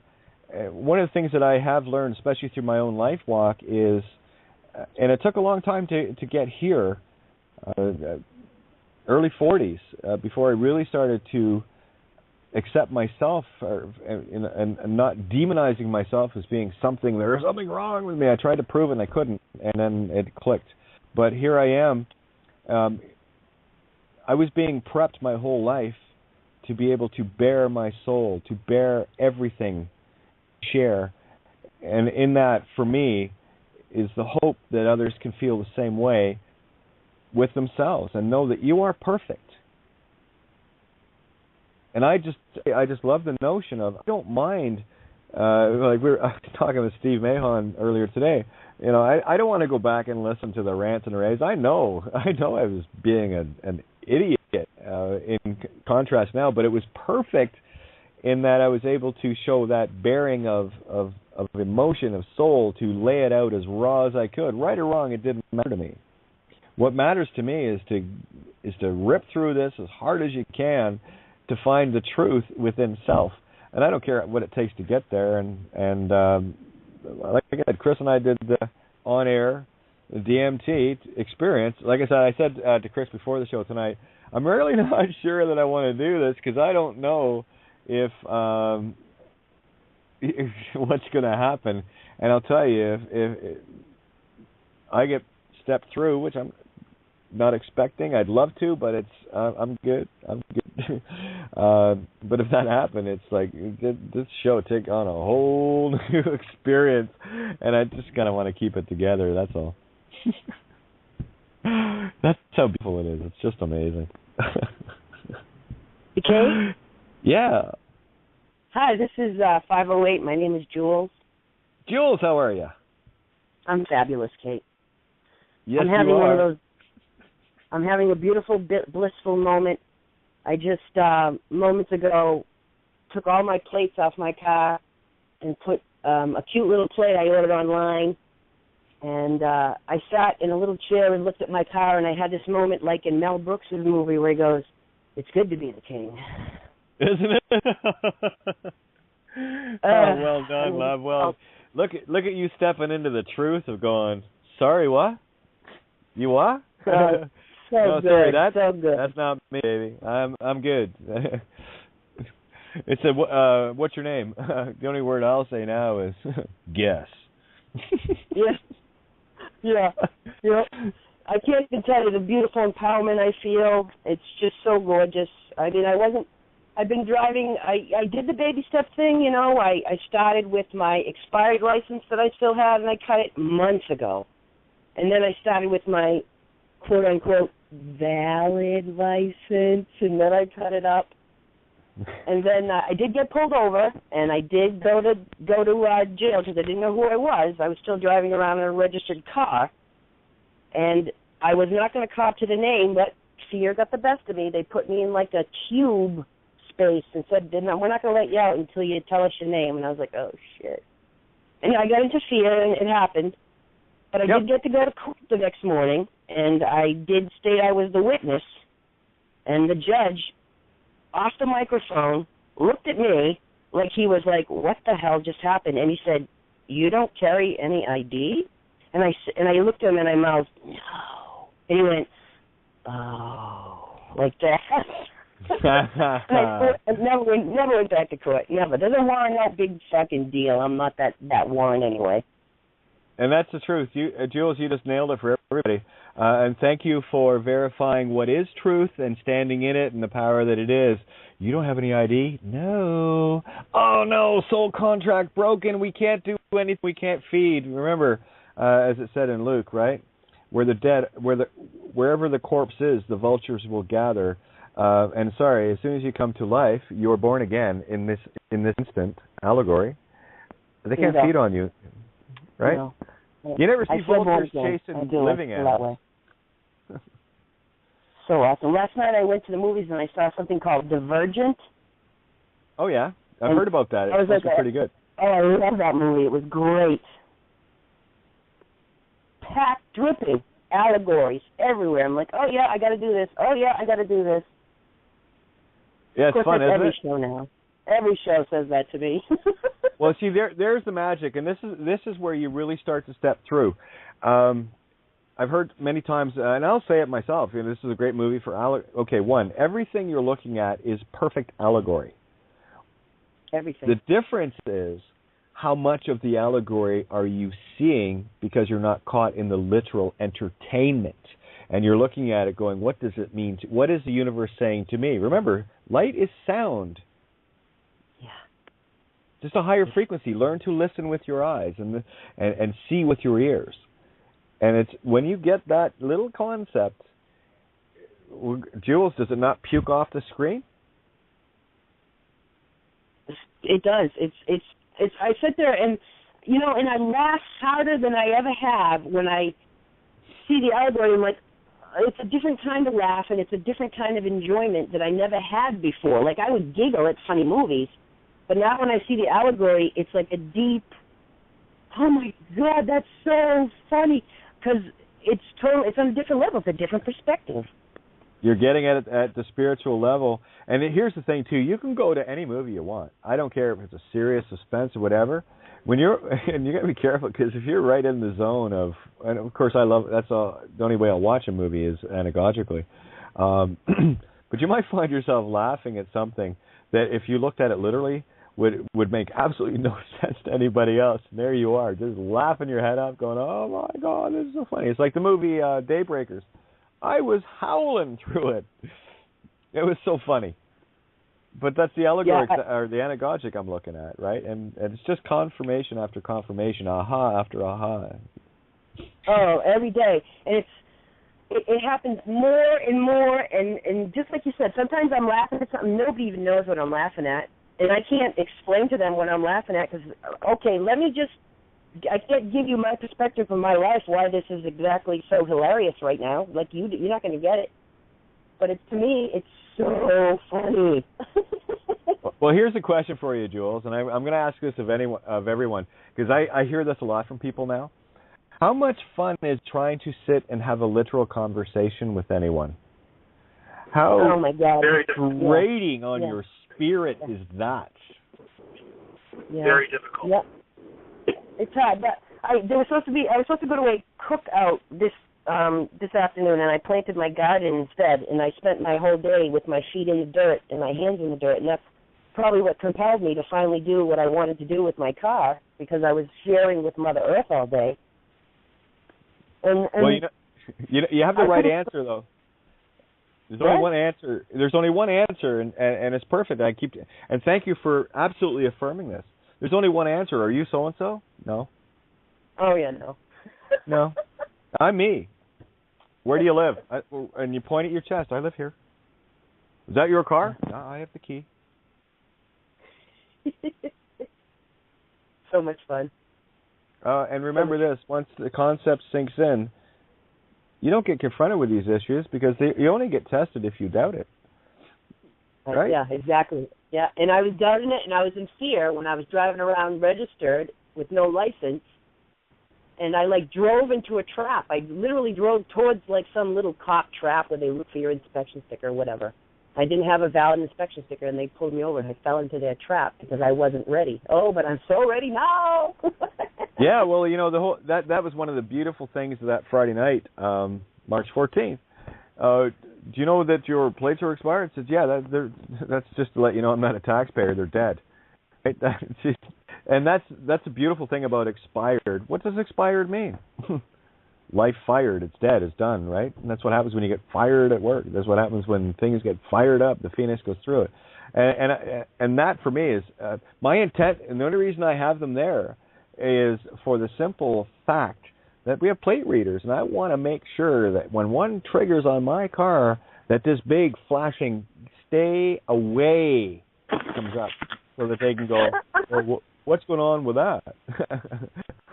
It projects. Yeah. It projects on the back of the car. It says, "Fuck off, fuck off." Exactly. That's exactly it. And that for me is the cross of vampire, the wolfbane, the silver bullets to the werewolf, and it's on an anagogic spiritual level. And it's like, and again, I don't want to ever come across as arrogant. This is simply, I have no wish to play in your Luciferian nightmare. Stay away. Yeah. I wish you no harm. And I most certainly hope that you understand what you're doing to not only yourself, but your family and your friends and the rest of humanity. These are crimes of the highest soul order that must be paid for. And you will pay for them. That's it. They will. Yeah. We did. I can feel it. I can feel it. Yep. We did. Yep. Remember that. And that's why we're climbing up, because we have been at that most evil, lowest of low. This is the only thing that resonates to this unworthiness of this unconditional love. We're on our way back up. That's why this wish is for all, even those still trapped in the matrix and still committing evil. There is nothing I would wish more upon the Pope Frankie and the Queen, to experience this where they can finally come to terms with themselves. But you see, the problem with this is the likelihood of these individuals looking, if they have a soul, whether they do or not, if they can look into themselves and be brutally honest, and that's where the real problem is. And the work that you have done, all of you have done to clear this out, to bring yourself back, please understand how beautiful and powerful that is, how very well done. This is why I know you're perfect. I know all is perfect. So I stand. Oh, yeah, go ahead, Bindi. Sorry, just this funny thought. I wouldn't mind putting a bit of ayahuasca through the drinking water at Buckingham Palace. Wouldn't that be great? It would bypass a whole lot of fucking programs and probably just show them for shills, and it probably wouldn't work at all. But yeah, it would be good. But there's ways to the same place without using outside. Or actually, that was another epiphany on ayahuasca, that there is nothing outside me. So taking a drug is not necessarily, or taking a medicine, because the word drug doesn't work for me. Taking a medicine is not a shortcut. It's not even putting something inside yourself, because once you are in this state of being, it's more than a state of mind, it's a state of being, you don't realize you are connecting to source or pulling source energy to you. You are the source. It is so much further than like a switch going on and off. It is you. You are those things you are looking at when you are in your body and not aware of this, or vaguely aware or partially aware. You are everything. So there's no A to B. There's no, Yep. Catch my drift? Yep. Totally. That's what I got back from a lot of people that try to sabotage my trip, and say, yeah, but you can do this on your own, and I say, yeah, psychobabble. I can hear you haven't got a clue what you're doing. Never done it, never tried it, and playing safe is one thing, yeah, sure, but taking a risk is, I don't know, it is about giving yourself a gift instead of taking a risk. That's more how I describe it, but yeah. For those that don't know what they're talking about, it's all psychobabble. I can hear Bob trying giddy to get in here. So give us a big sigh, Bob, would you?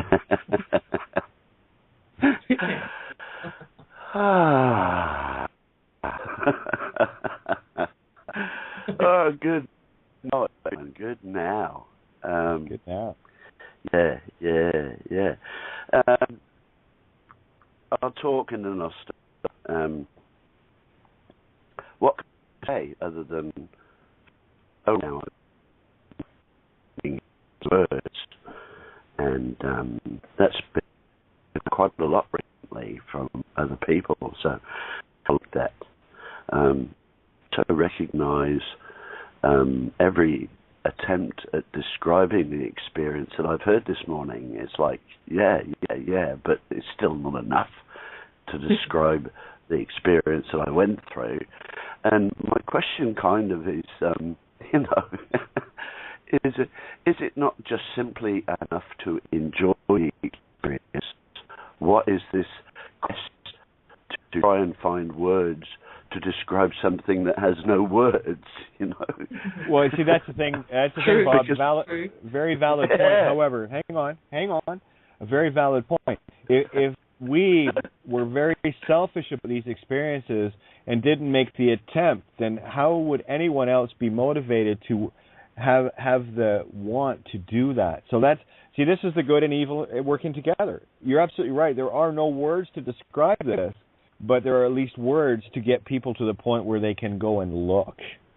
And that really is, there's no describing what I went through, and there's no describing what any of us have went through in our own experiences, because they're ours. And yes, we share a lot of similar ones. And on that note, Bob, I totally agree that it is impossible to describe it in words. But it is not impossible to describe it enough to give people the motivation to find themselves and have the tools to do it. That for me is the balancing of both sides of that. So yeah, there you go. Yeah, well, my response to that, Kate, and there's so many ways to communicate, and at the moment, we're sort of mostly limited to words. I just get the sense that our next level of communication will be purely energetic. So part of what I'm sharing is through words. Also, there's a big part of me that's going out as like an energetic communication. But it's all good and it's all beautiful. And as I said yesterday, Kate, I think, welcome home, darling. Welcome home. Yeah. And everybody else has been through it. Welcome home. Yeah, heart speak is the only way I can describe it. There is no words. It is just intuitive, absolute knowing, and there is nothing that you hear. There's nothing that you think. You just know. Yeah, for me it was, and it still is. It's a state of being and a state of feeling And for me, feeling, I posted it on Facebook, for me, emotions are head space and feelings are heart space. And when I'm in that moment of being, it's all that I sense that I am is feeling that experience, and that's about as close as I can get with words to describing what it's like for me. So, and this is so beautiful. It's so lovely, and it was in I think it's inevitable for everyone, and I wish the same experience for everyone. In Eve, anyway, coffee time. I gratefully create. In Eve, I ta-bull. In Eve, I table. And this is the emerald table. Ta means thank you, bull mean the Taurus field of creation. So this is the table of creation of gratitude. So neat how it works physically too, huh? See, that's what table means to me. It is infinite gratitude put into the my Taurus creation. So when I say table, that's what's coming out. That's my intent. I actually have a hard time thinking of something with 4 legs and top. I really do.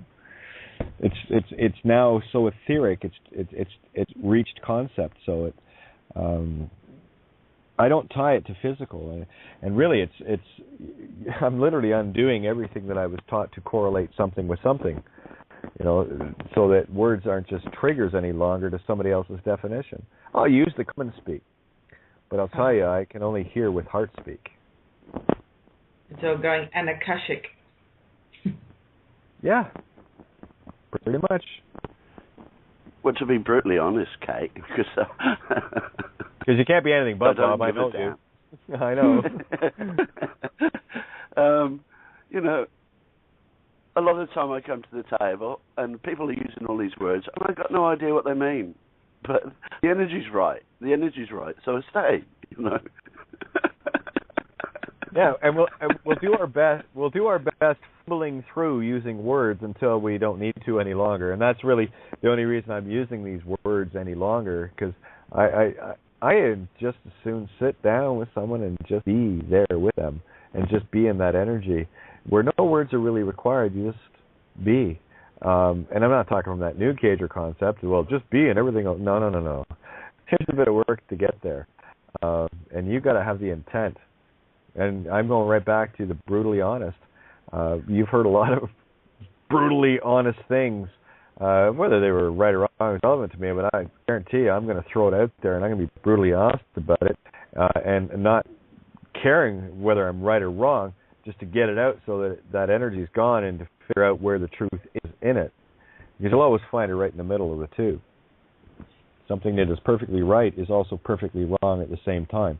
It just depends on how you look at it. So I just look at it from a complete viewpoint, go around it, have a look at it from every angle I can imagine, and then I choose my reality out of it. Then I choose how I will define something, right, of, phi, and E, which is D, or de, of in French, phi, sacred geometric creation, and infinitely mine, E, into consciousness. So this is how pro, now, and say, and de, phi, and E are, for me, two of the most powerful concept words that I have in terms of decoding it for myself. Of coat, right? The coat of many colors.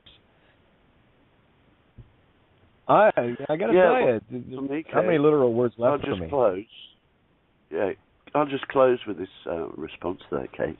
And I've been up all night, and I'm sort of really in a sort of zone, that space. But for me, there will never be any argument here for me, Kate, because, hey, we're all magnificently unique, and we're all magnificently beautiful. And for me, the way forward is just through the acceptance of every individual's uniqueness. So, viva la difference. There is no argument. Exactly. It's all of us just working together in our own unique ways.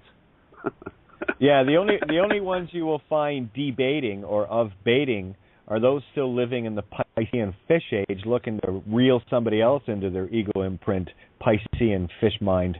I don't debate or debate anything.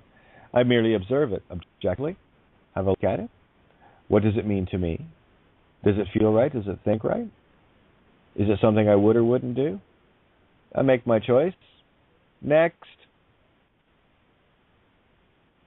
Pretty tough process, huh? That's how I live my life. It's just it's so simple. It's all simple. It's all simple.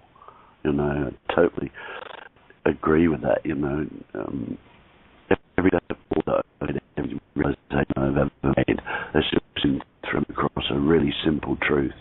You know, it's the whole thing's simple. the distraction is the complication, is the left brain. It's just, anyway, I'll shut up. I need a coffee. Oh, it's all good. Yeah, you've been up all night.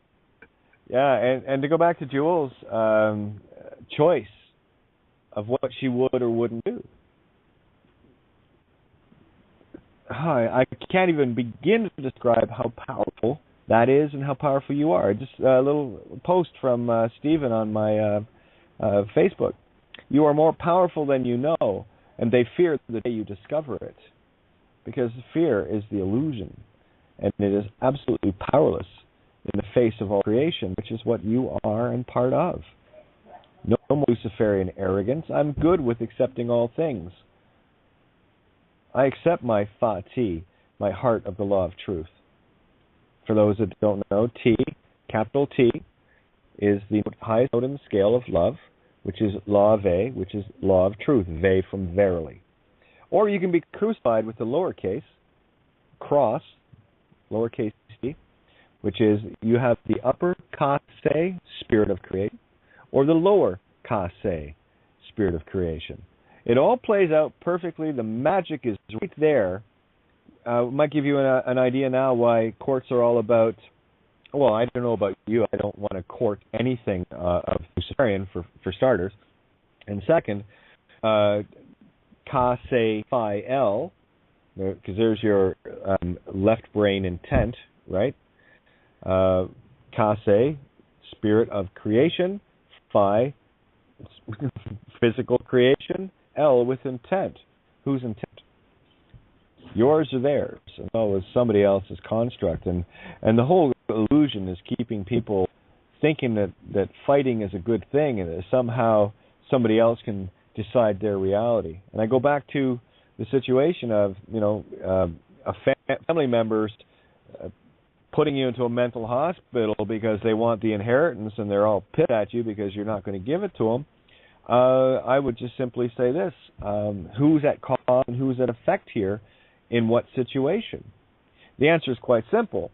Had the willingness to let go of this and just said, fine, you guys want to knock yourselves out, here you go, would you be where you are right now? And the answer is no. So whose fault is it? We do it to ourselves, guys. And I know that sounds harsh, but it's reality. I have had to go through things that I have done to myself. I allowed and caused my own crucifixion, and I am so grateful that I was able and strong enough to do that, accept these things, so that I could experience what I did. It's the most incredible awe that I have ever experienced. And it is my wish that you get that too, because when you do, you're going to know what I'm talking about, and you're going to go, yeah, there is no word for this. Nothing. It's just jaw-dropping, holy. And you come away without the guilt and the shame and the shit that is usually attached to taking blame, or what I'd rather say responsibility, because it's not blame. You realize I'm the creator of all of it, so it means I can uncreate it too. That was for me the biggest, not, oh my God, I created it all, help, no, oh hang on, if I created it all, I can uncreate it. Hang on, that's good. Because usually you get told, well, you can't control everything. Well, fuck yeah, you do. Well, yeah, totally.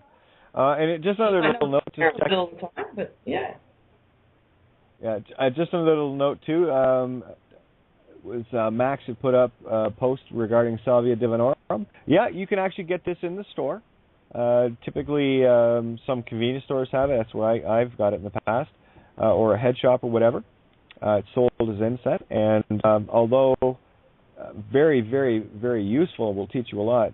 I can't say it pales in comparison. It's a whole lot more for me. It's more, I don't know, technical, mathematical. It's I can't even put words to it, but very, very useful tool. That'll kick you over to the other side. I don't mean what I'm talking about, but that will get you at least to see Wonderland. And for some, I'm sure it probably works in the same way that DMT does. I tell you, the DMT was what really it put that whole thing exponential in comparison. So I would say that salvia is probably a good stepping stool, and if it is really powerful for you, it can also be something that because it's doing the same thing, releasing DMT. I just have this notion that it's not allowing the full dimethyltryptamine within your self experience to come through. But it is, don't get me wrong, it's a very, very powerful tool. Treat it with the same reverence. These are tools. For me. What's that?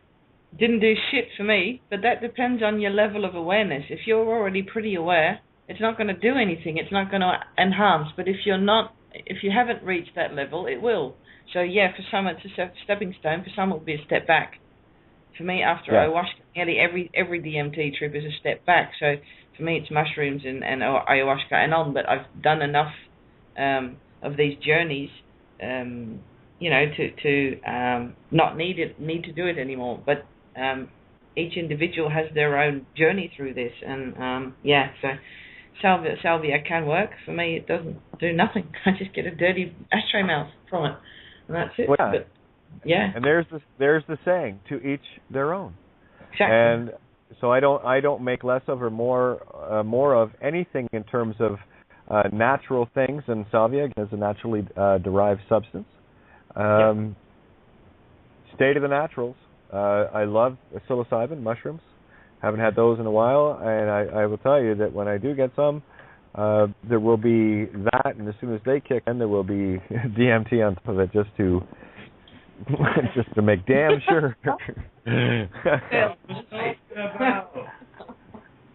Do I get any word from Chris on that one? Yeah, Kate, I seem to remember mentioning that to you. That's my next mission, I would say. Yeah, to prolong the effect. Yeah. Again, only if you're ready to. It's all levels. It's just like it's like one of those video games. There's so many levels, and you just have to find yours and go from there. Yeah, agreed. Personal choice, personal responsibility. What are you ready for? But I will say this.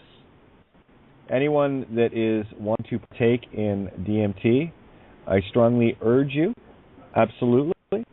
But in the same breath, I will also, if you want to get out of it what you are seeking, one, treat it with reverence.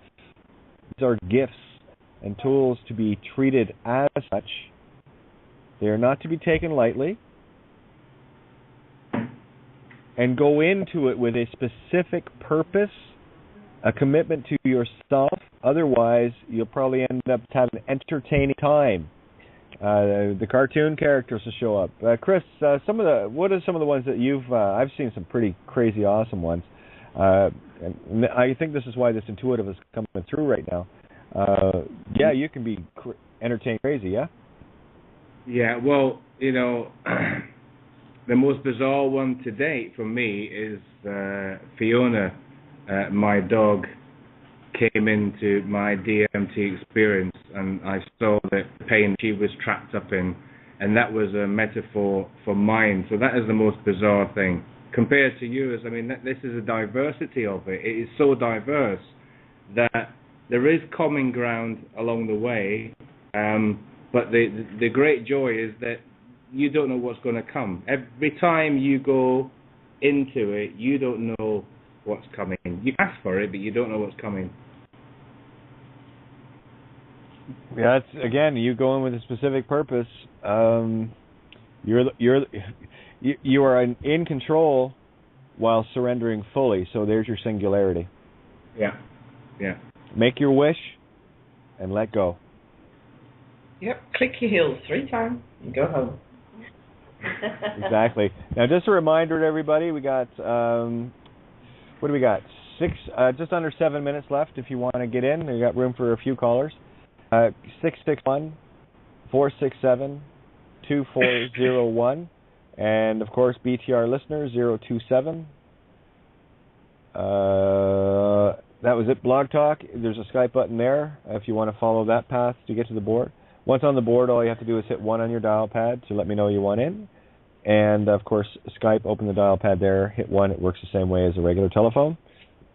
And we'll get you a table. Not sure how far over into the rollover I want to go, but I would love to hear, if anybody hasn't had a chance to jump in here, do so now. And I want to hear some more from Linda and Thomas and their experiences as we roll over, and we'll see how far this goes. But like I said, I want to dedicate at least one night a week at this table to discuss these experiences, to discuss, and again, this is a very powerful way to get into the meditative state with a purpose as well. So the thoughts get removed very quickly. So if anyone hasn't jumped in, please feel free to do so now, and then I'd love to hear a bit more from Linda and Thomas, and of course Chris.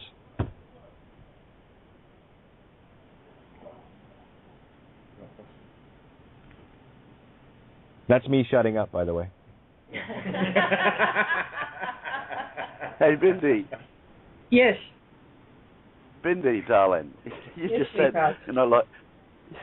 you just said, click your heels 3 times, great. But, hey, I've got no shoes. I don't own any shoes. Is it okay if I just stud my skin together? Does that feel better?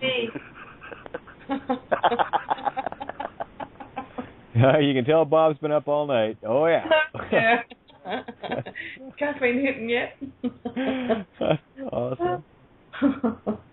Yeah. Well, if I'd had a chance to sit on a deck and look up at the stars till my neck hurt, I'd do the same thing, mate. Yeah.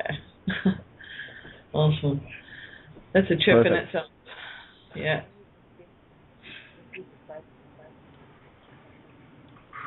Guys, I'm doing my best to shut up here. Chris, Thomas, Linda. There we go. Well, Chris, I wanted to mention how I had assisted in several people's excursions, kind of as an observer. Chris usually administers, and then he leaves the room, and I sit there quietly by the person on the excursion. And so after having witnessed like 5 or 6 people do this and then come out of it like they're so amazed and they're so happy and what an experience for them. And again, no words to explain, not enough words to explain what they went through, yet they still want to talk about it. So that's when I went in with no apprehension, no fear. I knew that there was nothing to fear. I understood that it was all within in any event.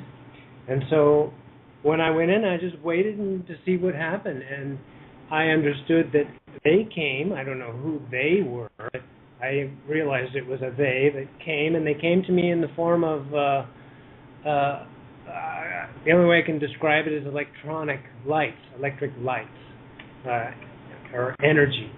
And they came and they had a job to do with me. They had something to, I don't know if it was repair or prepare, but that's what they came to do. It was not a big, what can I say? I can't really call it a psychedelic experience, even though there were colors and vortices and depths, visual depths that went on forever. But they came and they did their work, and then they did something that I can only relate to defragmentation. I went through a defrag, and then I went through an incredible, and all this was visual.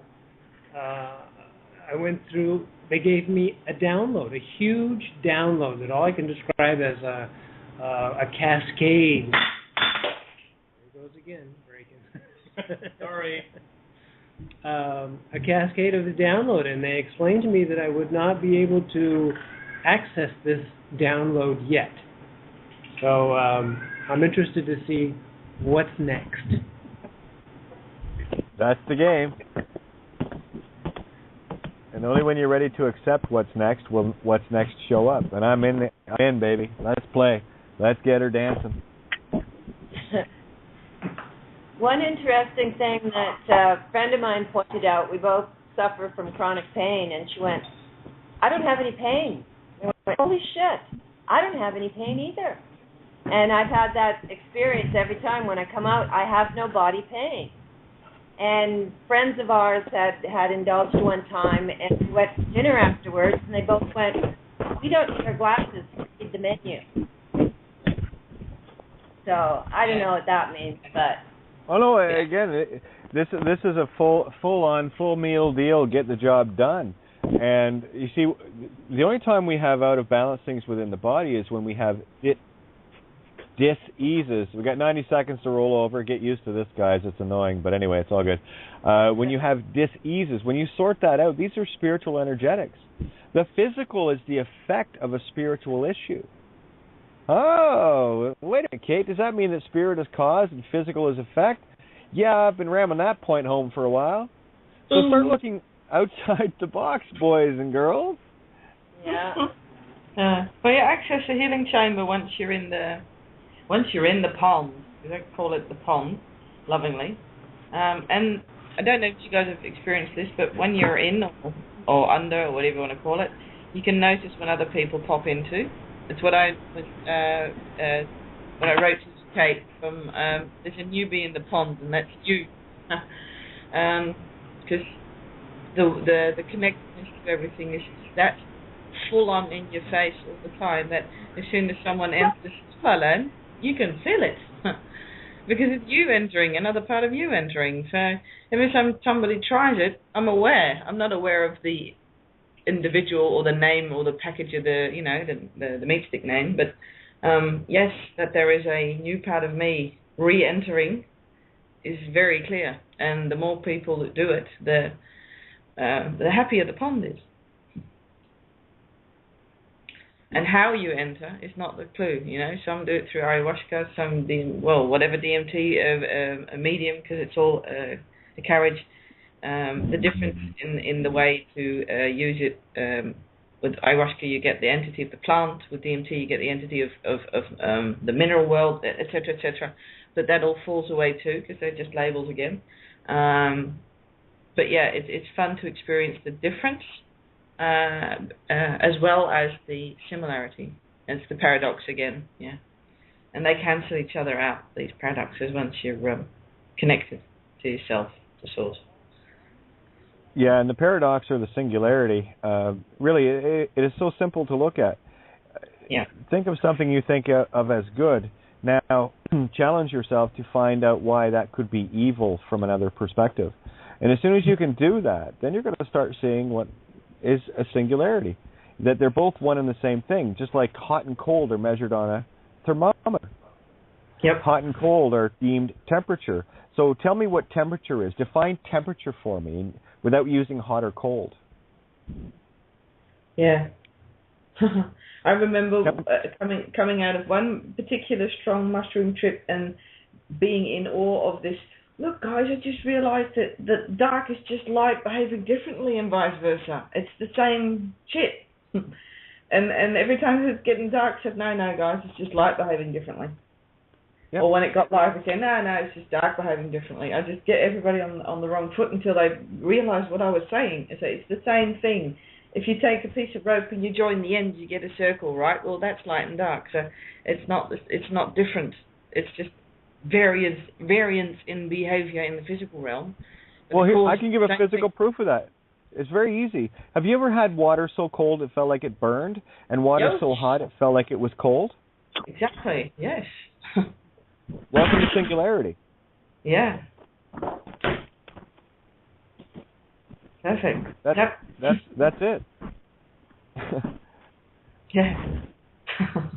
The thermometer is the singularity. Hot and cold are the degrees of contrast, and that's all it is. Singularity gone to duality is merely a measure of contrast of difference between two things that are exactly the same.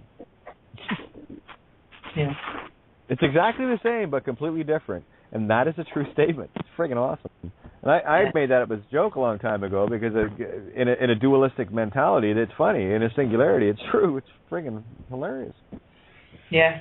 It's like I used to say, learn to use the opposites, but don't live there, because that's when your mind goes berserk and tries to explain everything. When you're trying to live in the opposites and try and prove that when you're living in one, the other is not true. That's sick.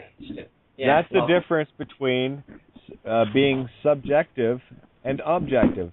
Someone who is subjective is at effect to the duality. Someone that is objective is cause over the singularity of it. Because the one that is objective is taking a look at it from as many perspectives as they can. They are not tunnel visioned into thinking that something is good or something is bad. We can speak in these terms, but we're not trapped in the duality of it. Is that really like that difficult to comprehend? No. Depends on how strong your program is to want to see literal and see, especially everything in a how do you call it, linear fashion. Because a lot of people have a problem with the anagogics because they're too linear.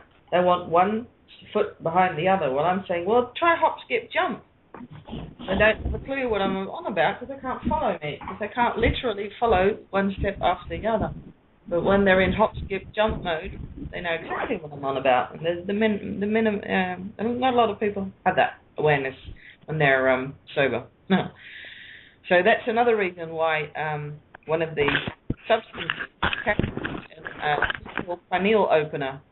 Because if your pineal's never been more open than a feverish nightmare or whatever as a kid, why not get a broom? I mean, you use a broom to get away mud, so why not use your substance to get away the mud off your pineal? I mean, it's that simple. But yeah, don't do it on my account, you know. It's just me. Exactly. You know, the ability for us to set ourselves free is what in this construct are we willing to let go? And I tell you, the premier test for me of letting go was that the DMT experience on Saturday morning, we'll call it, I guess. Again, I'm getting asked questions regarding what do you think about equity, relief, not remedy. Guys, let me tell you this in as pure a fucking way as I can. See, this is where you know Kate's getting down, okay? I am sick, sore, and tired of anyone asking me anything regarding anything in the Luciferian legal bullshit fucking trap. Get this through your noggin. All things in the system are Luciferian trap. The only way you can set yourself free is to remove the soul contract. And if you are still playing in that game, you haven't a clue as to who you are, and you will fall. Is that clear enough? Know thyself. Oh, I love the music. If there is no legal name, there is no game. The werewolves and vampires cannot enter. And everything that is attached to you in your life, everything, your children, your home, your cars, all of it is now rendered untouchable. What do you need to fight for? Oh, well, because my arrogant ego says that I need to say that they're wrong and I need... Fucking give it up. You fucking child. You child of Satan. You child of Lucifer. Because that is what you are. Can I make it clearer or plainer than that? Get out of her, my children. Get out of Babylon. Easy peasy. Lose the name, win the game. But your little ego, your fragile little ego says, oh, but I want my gimme. Says, oh, I gotta fight. Now shut the fuck up and grow up. Any questions? I think so. And the only thing that fires me up on that is the harm that I know that not only are you doing to yourself, but I'm going to call you a selfish, losing fucking piece of shit because of the harm you are creating against children. Yours, mine, every one of them. Now you got bitch to contend with. Now you got none herself in full destroyer mode, and I will forfeit your soul on those terms. Not in my reality. Remember, I'm the only point of consciousness that I am aware of in the same way that you are. Choose what's in your reality. I assure you, that filth, that servant of Satan mentality, the servant of the illusion, oh, don't worry. You are erased from my reality, and, well, I'll see you when you get back. If you do. Your call. This is so mind-numbingly simple. And honestly, to see the people that are still, and I'm talking people that I've known for a long time that I thought would finally get this. But I know why people aren't getting this, because there's still others that I know that are still selling this shit. You keep selling this shit, your soul is forfeit. Those are my terms. That which you do to the least of me, you do to all of me. Set my children free. I'll bring the children home, and woe betide the fool that gets between me and that.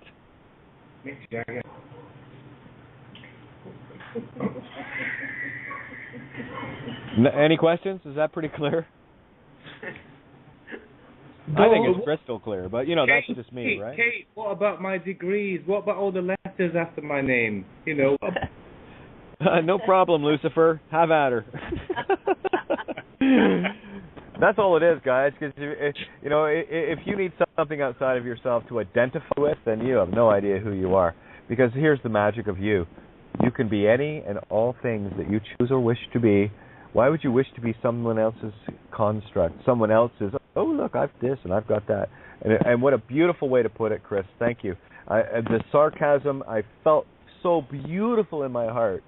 And that's when I know someone who knows who they are. So thank you for being you. That's all right, and no problem. Where's our Scottish partner tonight? I miss hearing his voice. I just brought him into the call, and I want to let Randy know that his mic's open, and 902, because I haven't got around to it yet. I was too busy doing a little Katie Bitch rant. Fluffy, oh, look, she's got 2 spines already. Look at her go. Love it. But well, Katie, it's going to be spineless. I want my car back, and I want my house back. I like my stuff, Katie. How do I get my stuff? Because my stuff this so is valuable. This is the joke that Randy. I love this because here's someone that's talking that had the very life ripped apart around them. I'll tell you what I want back. I want back home, in whatever form that takes. And I've been where I need to be, and nothing in this physical reality can measure to that. Because when I go home, it will be perfect. I am not clinging to anything. Yeah, there's nothing I'd love more right now than to be in my home with my family. Go ahead, cling to the illusions. For me, I accept all things as creation sets forth. I have a job to do, and nothing gets in the way of that. And this has become more and more solidified throughout the last number of months, to the point now where I am zero tolerant of any physical attachment. And what a beautiful place to be. So well put, Randy. Yeah, absolutely. I want my stuff. I want to. Well, here's the neat thing, guys. Those that think they have to fight to keep their home, this is coming from someone that finally got the truth out, and it only cost me mine, and who cares? Lose the name, win the game. Maybe we should get Derwin to call in again and explain what happened to the server that came to the gate that couldn't get through, that no one will ever come anywhere near him again, because just like Jewel said, you don't carry any ID? No. Oh shit, we can't touch you. Oh shit, we can't touch your stuff. Oh shit, we can't go near your kids. Oh shit, your contract's broken. Oh shit, drained. and all of the energy contained within that contract, the bond, whatever it is, just became absolutely worthless in the physical sense and became absolutely priceless in the spiritual. Your call. Know who you are. They come to your door wanting your stuff. Write a name on a piece of paper and say, here you go, you can arrest that. Is that your name? I don't have a name. I just thought you'd want a name, so there you go. See ya. Have a good day. Do you want to know what's even funnier, Randy? When you really get this? Write the word name down. They won't even come to your door. Exactly. They know where I live. They know where you dwell. They know where Bindi is and everyone else who's had this. They could come. I mean, they're not coming. They have not come. This is over a year now, right? Yeah. Don't knock on my door. They're not coming. They don't see me. You know, they know right where I am. Someone had a seizure today in the middle of brunch, you know, and they're asking her name, and I'm just like, oh my God, poor lady. They're going to take her name. You know? I'm thinking all this stuff, like, if they don't have her name, God, she's going to get the best care on the planet. I can't impose on that free will. Right? So, you know, it all works out. It always does. It was perfect. So these medics just do what they're trained. They're not asking questions. That's their free will. But, yeah, they don't even look at us. They can't. No, they can't. They can't see us. Boy, they're Randy, smoking almost, the really bad weed. We're smoking the good weed. Yeah, you know what's amazing, Randy? It seems like you actually, being sarcastic, keep this in mind, sounds like you get it, and this is the pure, unadulterated, absolute freaking truth if people would just grow up enough to hear it. Give the boy a gold star. I know. Woo! Lots of gold stars out tonight. Those of you like you two, Bindi and Kate, who are on the road up ahead of me, you know, it helps. You all have been wonderful about it, and your courage has helped people like, you know, like me to have that courage. So really, the gold star goes to you, smart asses. Done.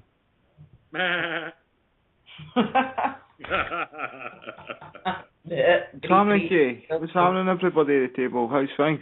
Hey, Bert, yeah. How are you, lad? I'm not bad, getting there. Who was I talking to today? I gave Chris and Thomas. I gave you a little bit of the Belfast Brogue treat, huh? Oh, nice, Kay. Is that a mind melt or what? Yeah, I was saying you have to do it in the show one night, like you have to. Oh, I know.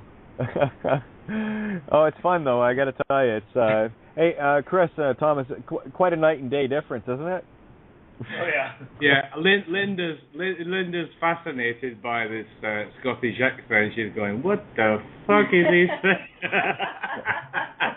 Yeah, just tell her that she can't understand me because she must have a bit of the devil in her, because they say that the devil can't understand us Scottish.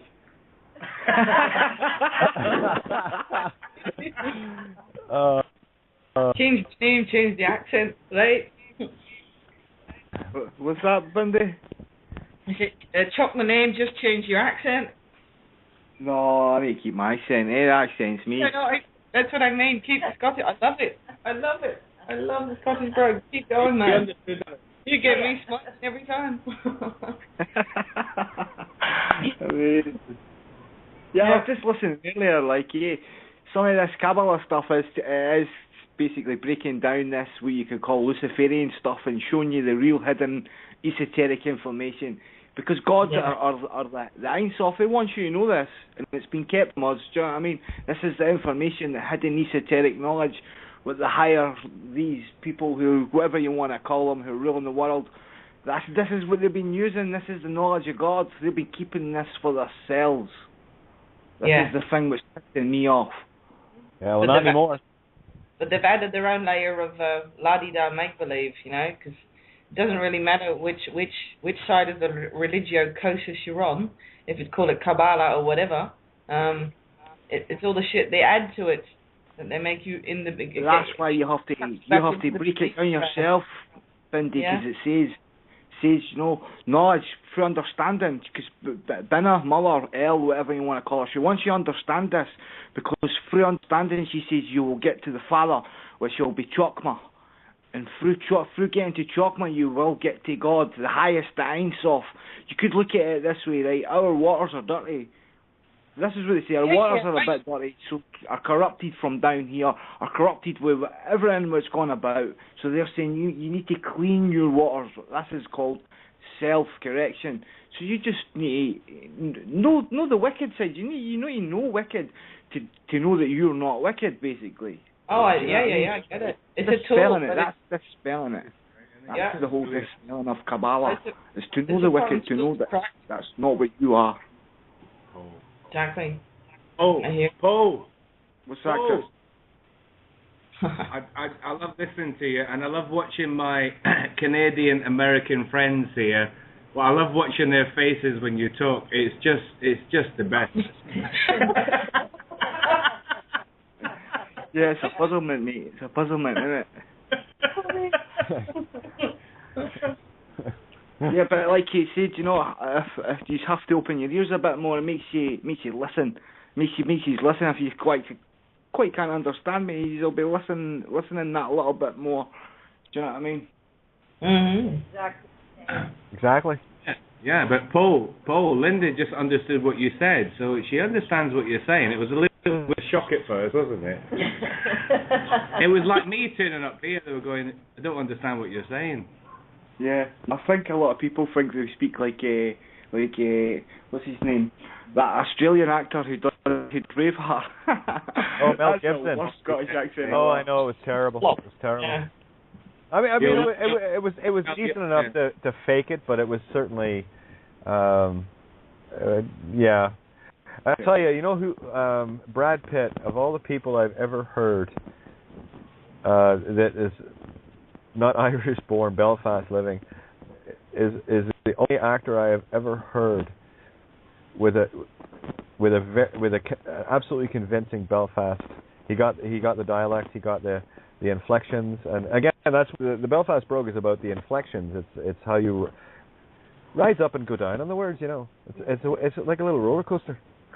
Snatch. That's a brilliant movie, Katie. That's a brilliant movie. Like. Sorry, what's that? The movie Snatch. That was the movie, did it? In Snatch. Yeah. It was the Devil's Own. In the Devil's Own, he was absolutely magnificent. And Leonardo DiCaprio doing a South African accent just blew my mind. Yeah. Listening to him. Brilliant. You know, and I mean, these are people that actually, well, they obviously got coached a fair bit with the right kind of coach, and really did their homework. Because I'll tell you, if I met Brad Pitt on the street in Belfast and he started talking to me, I'd go, "What about you, mate? Whereabouts in Belfast you from?" You know. Talk. I know that place very well. So I used to go up around the corner there, you see. And it would just carry through, you know. And the problem, I got to say, the problem with Belfast brogue, for me, especially coming here, was not so much the pronunciations, but the sheer speed at which you talk. It's mind-numbing, and it's such a laid-back people, and it's like they can't say anything fast enough, you know. It's quite funny. It's like with us, Kate, I could do, you know, the Sean Connery accent. Quite a lot of people think that us Scottish like to speak like Sean Connery. Yes, do you see the beast? Chout in your size. Oh, you do a really good job. That's beautiful. Well, yes, much money, Penny. That's beautiful. Oh man. You kind of get a bit of Sean Connery in there again. Yeah, well, where else do you guys want to go tonight? As far as this 902, you haven't jumped in yet. I'm just listening. I wanted to listen. It's Liberty. Just loving everything. Okay, 902 Liberty. Okay, I'm locking these in. You remember, I've probably got about 1,000 phone numbers in my head trying to remember these things, you know? Not a problem. I'm just happy to be listening. And just to let everybody know, apparently I'm their only friend today. I have been absolutely hammered on every front, be it through Skype, texting on Facebook, messaging. Oh my God. Trying to keep up with you guys is a full-time commitment, but I do my best, and I am so appreciative of contact. The only thing I suppose I will say is, can we keep it brief? Because there's another 100 waiting here that I need to. Hi, I love you. You know, of course I do. And I got to tell you, I am driven to make sure that I connect with everyone somehow to make sure that anything that is texted or written to me is acknowledged. And it might just be a little smiley face icon or whatever, but please know that you get that. Do not be feel disrespect. I have read your post. I'm not just posting these to, oh, well, yeah, there I am. No, I do read them, and you will actually see in the little emoticons that I like to use the intention of it, and that I got the message, and that, yes, you know, the little froggy type that goes, eyes open, woo, or the one that's just waving, saying, yes, I see you, thank you, that's beautiful, or the infamous Katie cat throwing kisses. So it's all good. It's all good. So I just want to let people know that. Where do you want to go? Up. I just wanted to say, okay, carry on. No, keep going, sorry. Well, somebody bloody talk, will ya? I just had one word, up. That works. Yeah, I just want it's got kind of quiet since I've come on. It's like, oh no, here's this fucking Scottish geezer. I've not got a clue what this guy's saying. Well, I think Chris actually might have a question, so let's see. Go ahead, Chris. No, it's not a question. I'm just happy to, because I've been where I am now, as you know, Kate, for just over 6 months. I just wanted to say I've met some great people here, and 2 of them are here, and I'm just happy to share what you're saying and what I've been saying prior to what you were saying, and what I've been saying is what you've been saying, but it's been coming out in a different way. So what we said together connected, and then what you said is what I said. So that's all good. Yeah, this is what happens when truth is fun, because we resonate with the same thing, and it's like at this table you'll find yourselves, at least I find myself many nights. We're preaching at the choir here, and the reason why I repeat so much is I know there are so many new people coming in, especially with the work you guys are doing. Go team! I mean, I don't know how many Babylon is Fallen trifolds are out on this planet right now, but and the posts going everywhere and getting the word out, and of course Little White taking out in the allegorical sense a school headmistress, making her actually retire because she saw the truth. And there's the power of child, and this gone viral. Guys, this truth is never mind seeping into the consciousness. It is tsunami taking it by storm. I'm saying no name here. Yeah, no names here, mate. Sorry, I was just explaining to Linda because I don't think you heard it. I'm sorry, I was just explaining. I'll mute out. Sorry. It's all good. It's all good. It's a great story, and we have I think it's Mystified coming in live. Yes. Hello. There you go. Hello. How's everyone doing? Good to have you. It's been a while since you've been at the table. I know you're always here. I see you, but nice to have you coming aboard and chatting. Yeah, just a lot of the time I just like to sit back and listen to the other consciousness out there, you know. Well, let's have an overview. How has it been going? Because we haven't been on for about a week or so. Just in the background listening in. I just like to see how people are advancing in their experience. The grand scheme of things, yes. Yes, how all the pieces is moving. I'm really pleased. I mean, I was listening to your voice last night, and you sounded so at peace on that show. Even more than like the last time, when your voice keeps changing. It moves and it becomes more neutral instead of being higher or lower. It's odd, but fantastic. The joy of this right now, is when I am just by myself. I slip right back into that. I've been there all day. I've been there since. And the only thing that's happening on the table right now, or the show, or whatever you want to call it, what we do here, is conveying the energies of trying to get points across, and that's it. Other than that, my center point is so... no words. Yeah. I can hear it in your voice. Think about it. I don't even have to think about it, because I'm there, and I just stay. And I say, there you are. everything just melts away. And guess what happens when you get there? Pause. Who wants to play that game? Oh, you like playing effect? I'm good with cause, thanks. Go ahead, Liberty. I don't know where to get any, and I'd love to try. Well, do I just go out?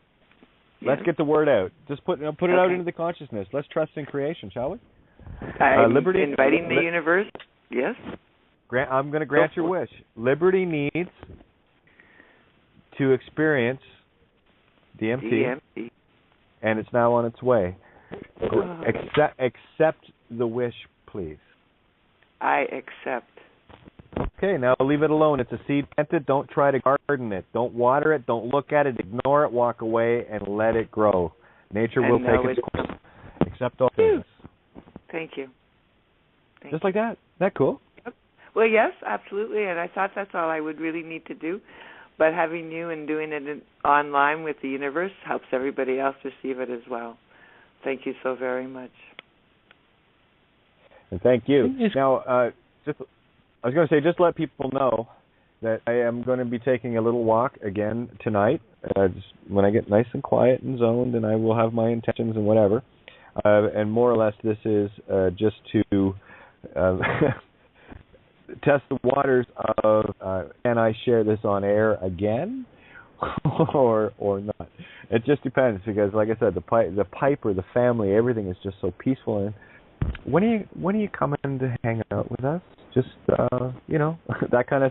It's such a beautiful energy, and it's like, yes, I want, but got a job to do, and there's no. See, here's the thing: there's no conflict here, because I have the job to do. I also have this knowing, and it's like this beautiful shrug on my shoulders, like this gorgeous little lightweight sweater that's on my shoulders, and that's exactly what the universe is to me right now. And I can choose to lean back into it anytime I want, and also lean forward to continue on with the job. And there's that beautiful understanding in this reality with me and consciousness as I know it, that it's all good, and that it's fully understood. All I was going to say was, the place where you go when you take DMT or ayahuasca or any of those things, we experience that every night, and it's like we're in two places at once. That's what your subconscious sees all of the time when you're dreaming, when you're asleep, and we need that. We have to have that, otherwise we go crazy and die. Heart failure. Absolutely bonkers. You're absolutely right. And I do. Go ahead. Sorry. Go ahead, Liberty. No, it's fine. It's good. Okay. I do believe I've experienced my own through meditation and through, well, when I was younger, I did a lot of LSD, really good LSD. But I know it's beyond that. I have been a toker my entire life, and I see the benefit of that. But I'm really anxious, as you say, anxious, that's not even the right word, eager to amplify what I know I've already experienced, but with the sacredness brought to it. And so I am grateful to know that this is going to be amplified, something I feel potentially very familiar with already, but ready to experience a deeper understanding of it. Anxious is such a perfect word. And I'm going to show you being anxious, and now let me define that reality. On, the heart, right? Anu, the heart. X, life. Io, goddess. 10, completion. 1, 0, binary. Ki, chi, life. I, the self. In yes, I surrender. O, into the womb of creation with the U, intent of the divine feminine creation, S.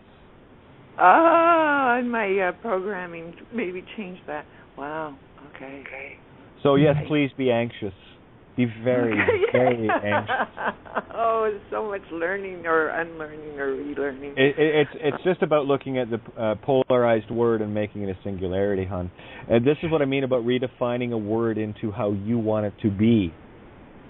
And I know people say, well, you do it so quickly. Well, it's because you see, I, for lack of a better way of saying it, I speak this. This is how I neutralize all these words, and that's why I keep doing it, because I will, and I know that when I do it, it's done for all. So never be afraid of saying a word. And if there's something that you still have a little charge on, have a look at it. Maybe even text me or call or whatever, if I haven't already deciphered it, and I will decipher it, taking the metal out of it. I will be more than happy. And don't be afraid to say anything with your intent. Say creation, himself, herself, itself. Do not be afraid. Hey, Linda has a question for you. Sure. I was just curious how many hits you had when you had your breakthrough. One initial and another one just to finish it. I didn't get through the whole thing, but one. Okay. Just interesting, because I know that I had 3 the last time, and the third one I had to be reminded to take it. So I was just kind of surprised that you were aware enough to be able to even go there to remember to take the second one.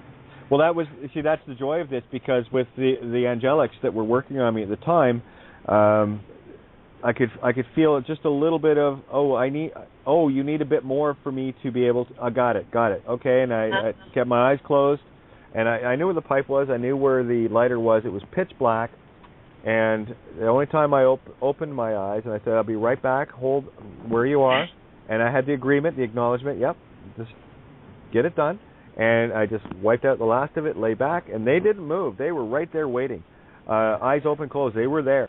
And they were not going anywhere, so that I could see. This is, you get to help in your own healing, and when you're paying attention and really in the heart mind, in that surrender. What do I need? You need me to do this. I will do that. Okay, no problem. And really, it is. For me, it was just like that. I was having this beautiful interaction of, what do I need to do? I need to move over here. Okay, I can do that. And here, all right. And you want to? Yep, no problem. Please. And that was it. It was absolute courtesy of the highest order, and so beautiful, and being willing to surrender to creation itself, to allow creation to do the work without any interference of ego, or I'm going to control this, I'm going to do this. Where it's courtesy. Do I need to do that? Is that what I? Okay, I can do that. Okay, I just need to know. Just tell me what I need to do, and there it is. The presence of mind was easy. I was there. I was in full communication. And again, I got to tell you, the key to this for me was not the DMT. It was the putting myself in the position, centering. And I've shared this with Chris as well when we first started talking about. He had mentioned about breathing and stuff, and just as a coincidence, just before that, I watched a 3-minute video on the 3 breaths in cycle, like in, out, in through the nose, and then do the same thing. And so you're breaking the normal cycle, and it gets you into a beautiful, balanced, meditative state, and you're breathing deep, and you're taking the time. And this is the thing, and I tell people all the time, how many times you heard me say this? This is not a one-stop drive-through truth shop that you're expecting a 12-course meal in a minute and a half like you would a burger. Now, this takes a little time, so be prepared to set your table. Be prepared to prepare the foods that you want. These are the concepts that you want to cover. Take the time to set up the table perfectly for yourself, because you are the only one going to be dining there. So you better make sure that it's perfect, and you better be brutally perfect with yourself, because you're the only one that can deceive yourself, and you're the only one that can tell yourself the truth. And every time you try to deceive yourself, you know what happens. You feel it. Okay, I'm a liar, I'm an asshole, okay, stop. Okay? And it really is that simple. As soon as you try, there's that liar, that's the ego, shut up, I'm going to play. Yeah? Yeah, you can't lie to yourself. Go ahead and try. Loser. It ain't going to happen. You're going to lose every time. Bindi, did you get it the first time you took ayahuasca, where you were laying there and it was just coming on, and you get this panic thing, and it's like the ego is fighting it, it's thinking that it's dying, and it is in some sense, you know what I mean, and then whoosh, off you go. Right on. Oh, and Bindi's heading out, so much love, Bindi. Thank you for sharing. And of course, that's what I'm going to make Sunday night the sit around DMT experience and soul experience. And again, it doesn't have to be DMT. I had a very similar experience with just in a state of dreaming, going through that same surrender and through the Stargate, if you will, as I was lifted up, literally. Out of body, with body, to go to the other side. I met O.W. Grant, the character, and of course Ray, Interstate 60. Of course, different versions of it, but I knew what they were representing. And it was lucid. I was there in full physical, mental, and just like, let's just say that experience was put on infinite steroids on Friday night, Saturday morning. Same thing, though. It was the exact same surrendering, needing to really push yourself through this. I am surrendering to all creation. And, of course, the benevolence within you is the very thing that is going to take you to the benevolence.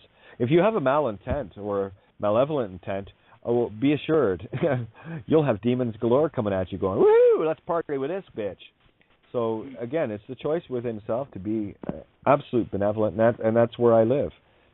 So for me, there is not any fear of anything that could try to enter my reality because it cannot. I know it cannot. It's powerless. See ya. That's who and what you are. Accept your perfection, please. I am so desperately trying to get just you to understand how perfect you are. I've been saying this a long time.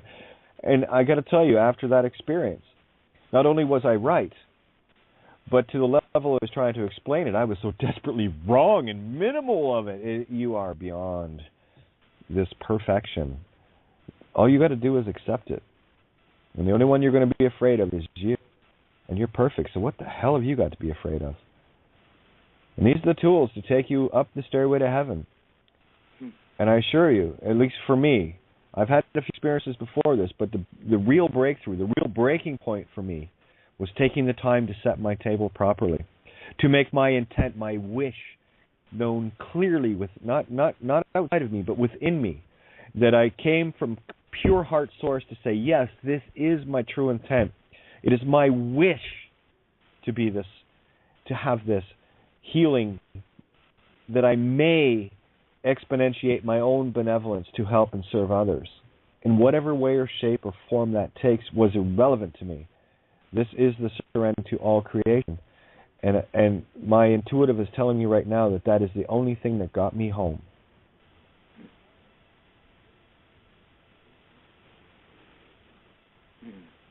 Know thyself. You are perfection. Accept thyself. You are perfection. And if it takes a mouthy tranny on the web to beat that into your noggins, well, I'll be the nagging voice in the back of your consciousness saying, get it done.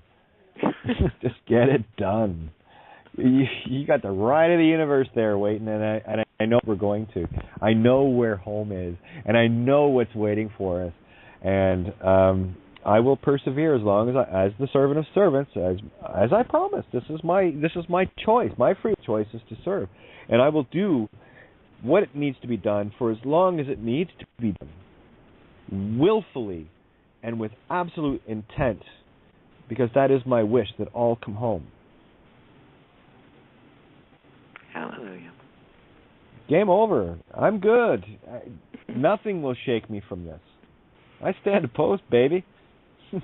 Bring it. I was like, bring it the fuck on, bitch. I'm playing. Let's go. Yeah, there's a lot of easy. There's a lot of people's experiences in that book, Kate, about the elves. Linda's sitting here with a big cheesy grin on her face. Oh, because she knows she's right. I told you were right. I tell everybody they were right. Sorry, mystified. What was that question again?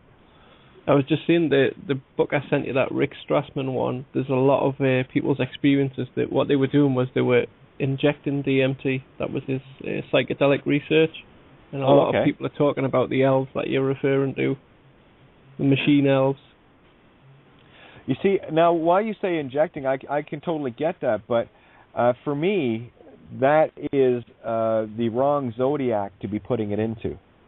You see, if you want to talk spirit, you need to go through spirit, and your lungs, your arms, hands are the Gemini, and that is the only sign in the zodiac that is spirit.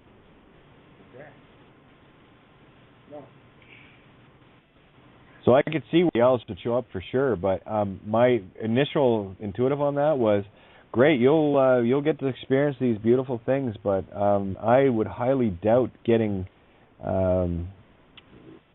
through. Yeah, I think the problem was they were in a hospital ward, in a sterile environment, you know. Bad environment to begin with, yeah. Can I say something here? You just did. Go ahead. My interpretation of that is that was the guided tour. You know, when you want to go and see a city, you know, you go on a city tour and you go on one of these tours and it's all organized and structured. No, you want to go and explore yourself. So when they do that DMT, it's what I call the guided tour, limited, period. Injection. Yeah, and something else I want to clarify as well, because we have a French translation of Babylon Has Fallen now. Thank you very much, guys. I really need this concept to get through to people. And if someone has translated something, and they understand the concepts contained within it, in the translation, that is what goes out of this contract. I don't care if someone's written legal name or whatever, it doesn't matter. You are the source of that contract power.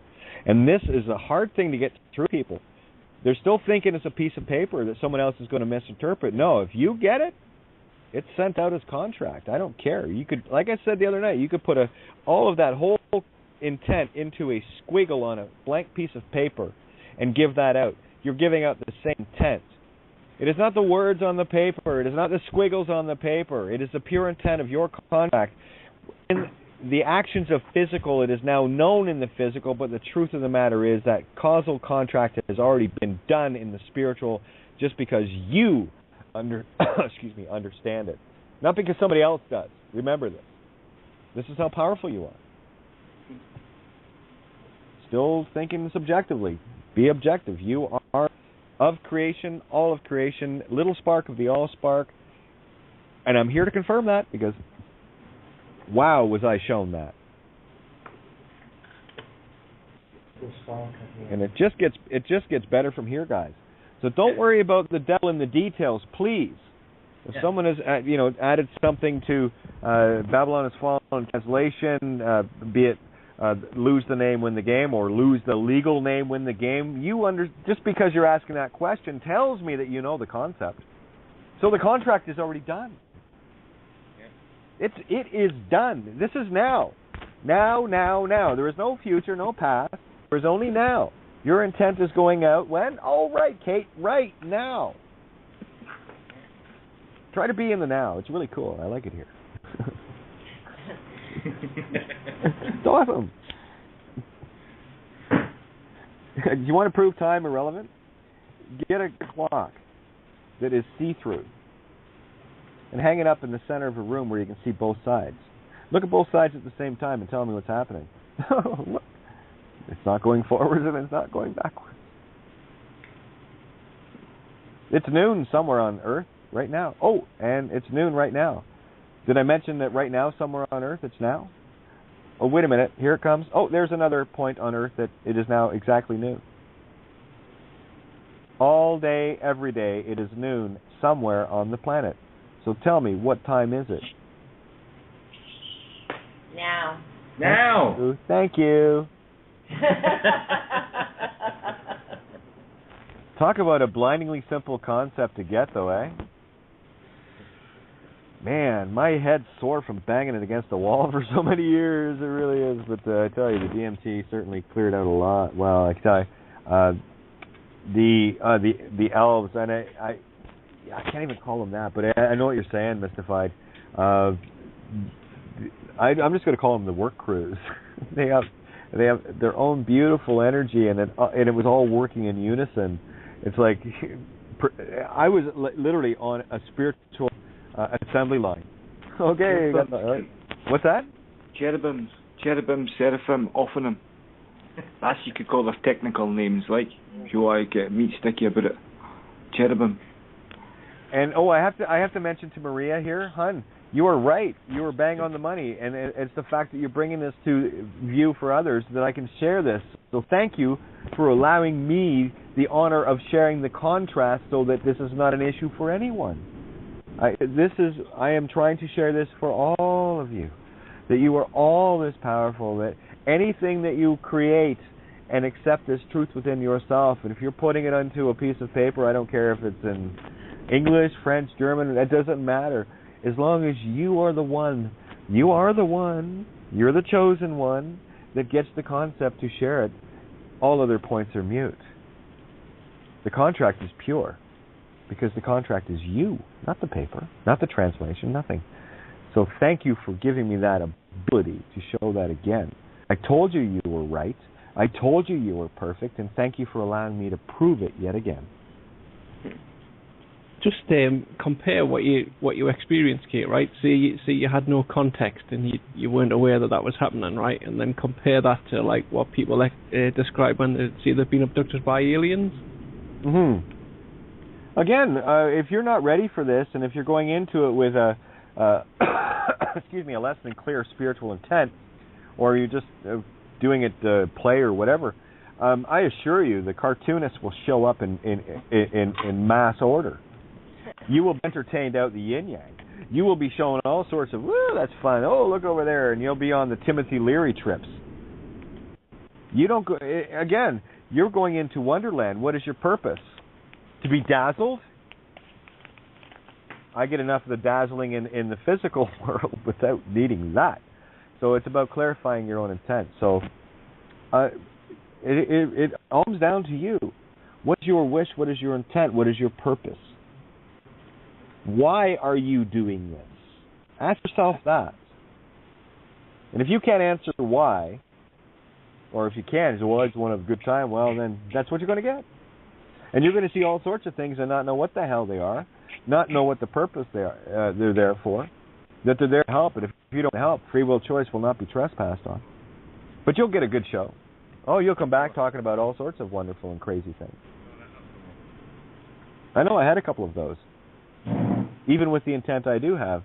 But for me, I was going in with the intent of observing it first, just to see what was there, what was real. And you know, I've seen the playing cards, I've seen the winding serpents, I've seen the dragons, I've seen the cartoons and the elvish types, the rest of it. But I will tell you, Saturday morning was an entirely different experience based on the purpose of me aligning my free will choice with that of consciousness itself. That was the defining moment for me.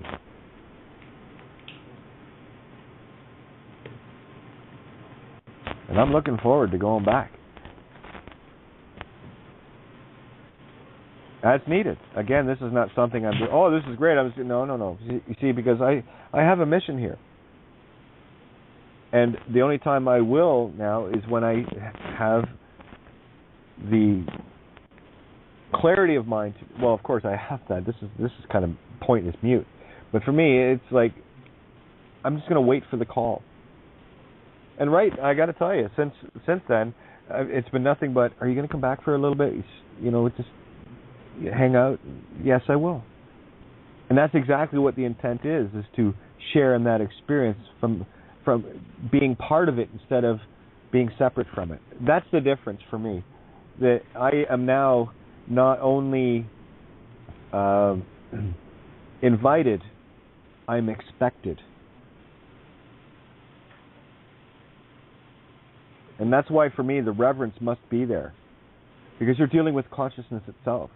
And if you go into it willy-nilly with a carefree attitude, well, you'll have some fun, for sure, no question. But do not expect any miraculous results. Do not expect any breakthroughs. Until you get yourself centered and know your purpose, and that you are brutally honest with yourself, I'll tell you, your purpose will be presented to you.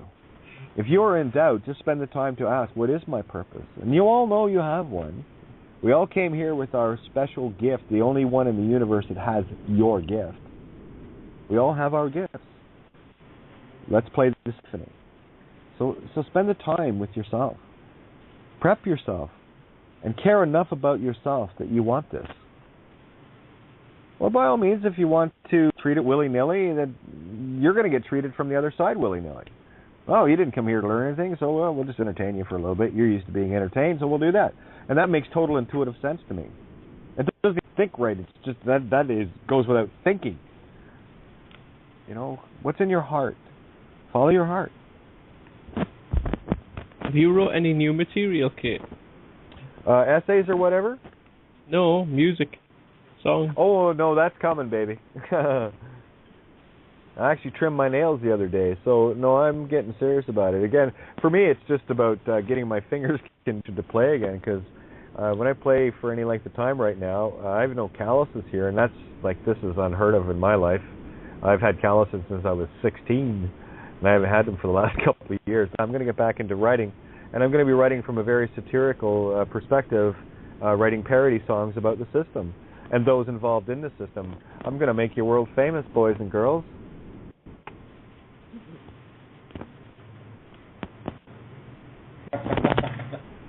Just like that. You know why? Because I can. Nah, just come and have a margarita with me. I'll be happy. I'm in there. And, oh, by the way, Maria, if you're tuned in right now, your last line, bingo. Nailed it. Stay the course, not your concern. Yeah. You are absolutely correct. You need to care enough about others to do that. See, you're right again. How great you are. Maria, my God. The work that you've all done is just blowing my mind. Go team! So when you see that type, that's what I'm saying. No, I'm not, honey. No, I'm not. You nailed it right on the head. Right on the head. So, hey, you know what? Yeah, yes, I am. No, I'm not. I love you. I love you. Oh, hon, I cannot say enough gratitude for you and the others that have been working on these translations and the Kids Cove, or as I'm calling it, the Kids Cove crew. Excuse me, all K's again. There you go, 4 K's if you want. Watching all of you printing these things out and the pictures of, from around the world, if Babylon Has Fallen, going into mailboxes, getting printed on bank statement machines with crowds around and getting handed out. And guys, to even share with you the impact of seeing that and what you're all doing as what we're all doing together collectively. You see, this is why the co-creation works. If it's a good idea, you want to dance, well, let's dance. So what we're seeing now is all of us dancing together, and I cannot be more grateful.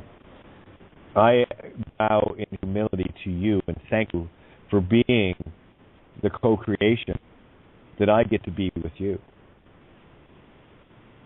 It's awesome. And I never say these things lightly, guys. I will never wax eloquence. I will never blow sunshine up anyone's ass. But I will say the truth.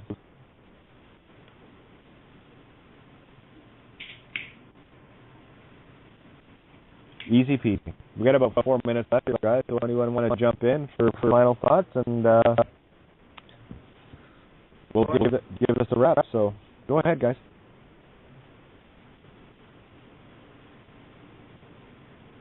Not all at once, though. Okay.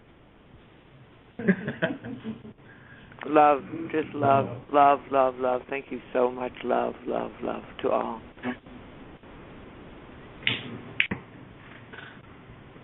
I can see you. I can see all of you. Those perfect points of light in the universe. The most intricate, infinite creations of singularity in a collective, beautiful mind of all. And all Mama Papa, the heart of creation itself wants is for you to come home so that you can be showered with the infinite bliss and unconditional love that is there simply waiting for you to stand. And I wish this upon all. If you are willing to accept this wish, this is my wish for you. And may it be as profoundly beautiful and then some as it was for me. It only gets better from here.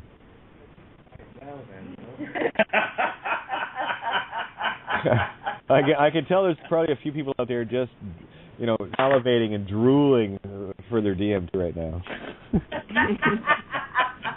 Can you feel that? That's what I felt. The thing is, Kate, sorry, the mic was open, but I just said to Linda, so doesn't it just make you want to have some now,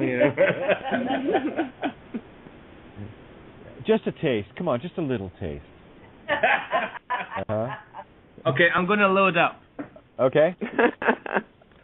Good stuff. My pipe's been loaded since last night. So again, I'll just wait until it's dark now, but I'll wait until I get into my quiet space and do my table setting for myself and the understanding of the intent. And I got to tell you, being gifted as I was with a pure soul, I have no idea what to focus on.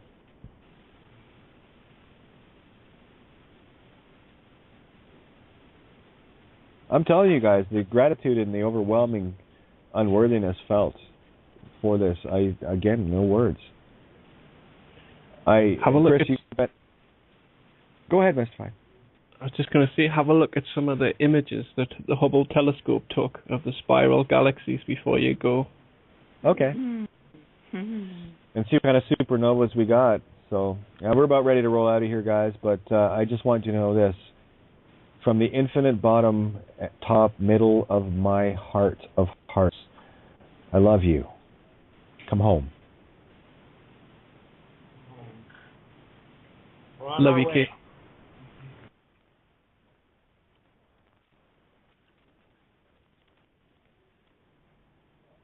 And I've talked about money and whatever many times. Where now, for me, money cannot own me, and I cannot own it, and it travels freely through me. I am merely a conduit, where I am in such a beautiful position to be able to help and share. Because it doesn't stop the buck doesn't stop here. It travels. And everything that passes through me is a grab of the spirit coming back in its purest form. I remove that shit energy of enslavement. The fact that the money was created off the soul. Yeah, thin air indeed, your soul. And the more that you want to cling to it, the more you're giving up your soul. And this is a very literal thing. Okay, so that's why I like to stay in the conceptual, and the only way I can share conceptual is to share it through the literal. And when I say something is literal, I mean that literally. The birth certificate is a slave soul contract. If you agree in any way or consent to be in any way anything attached to that legal name, you are bound to that contract. Yes, it was done in pure deceit and fraud and everything else. Yes, we know that. But it's not up to those that like to lie and deceive to figure it out, because they can't. It's up to you to figure that out, accept that, and then decide, well, if it's a deception and literally a crime against natural law, which has got nothing and everything to do with me, I simply let it go and let nature take its course. This is why I was able to remove all vengeance and any concept of vengeance. I don't need to deal with it. It's not my wish. Somebody wants to wish themselves harm, have at her, golden rule. That which you wish upon others, you wish upon yourself. And for me, it's a very simple thing. It's not something I would do. It's not something I would wish upon myself. Good luck with that. You know the saying, what goes around comes around. And you know that it's real. You know that it's fact. And it's going to be up to each and every one of us to decide whether we're going to wait with open arms or learn how to duck, but you will never be fast enough. You cannot hide from consciousness because you are consciousness. And the ones with soul, the compassionate heart, the ones that have had their compassionate hearts used against them for so very long, are figuring this out. Where I see the ultimate compassion in a psychopathic, rabid, insane dog constantly attacking not only you but itself. I can do the only compassionate thing that can be done. I put it out of its misery. the suffering ends for them and for others. And the interesting part about this is that the universe, or creation, as I have experienced it, is very clear. They'll figure it out for themselves. Everyone comes home. So we got to stop worrying about everybody else around us and whatever.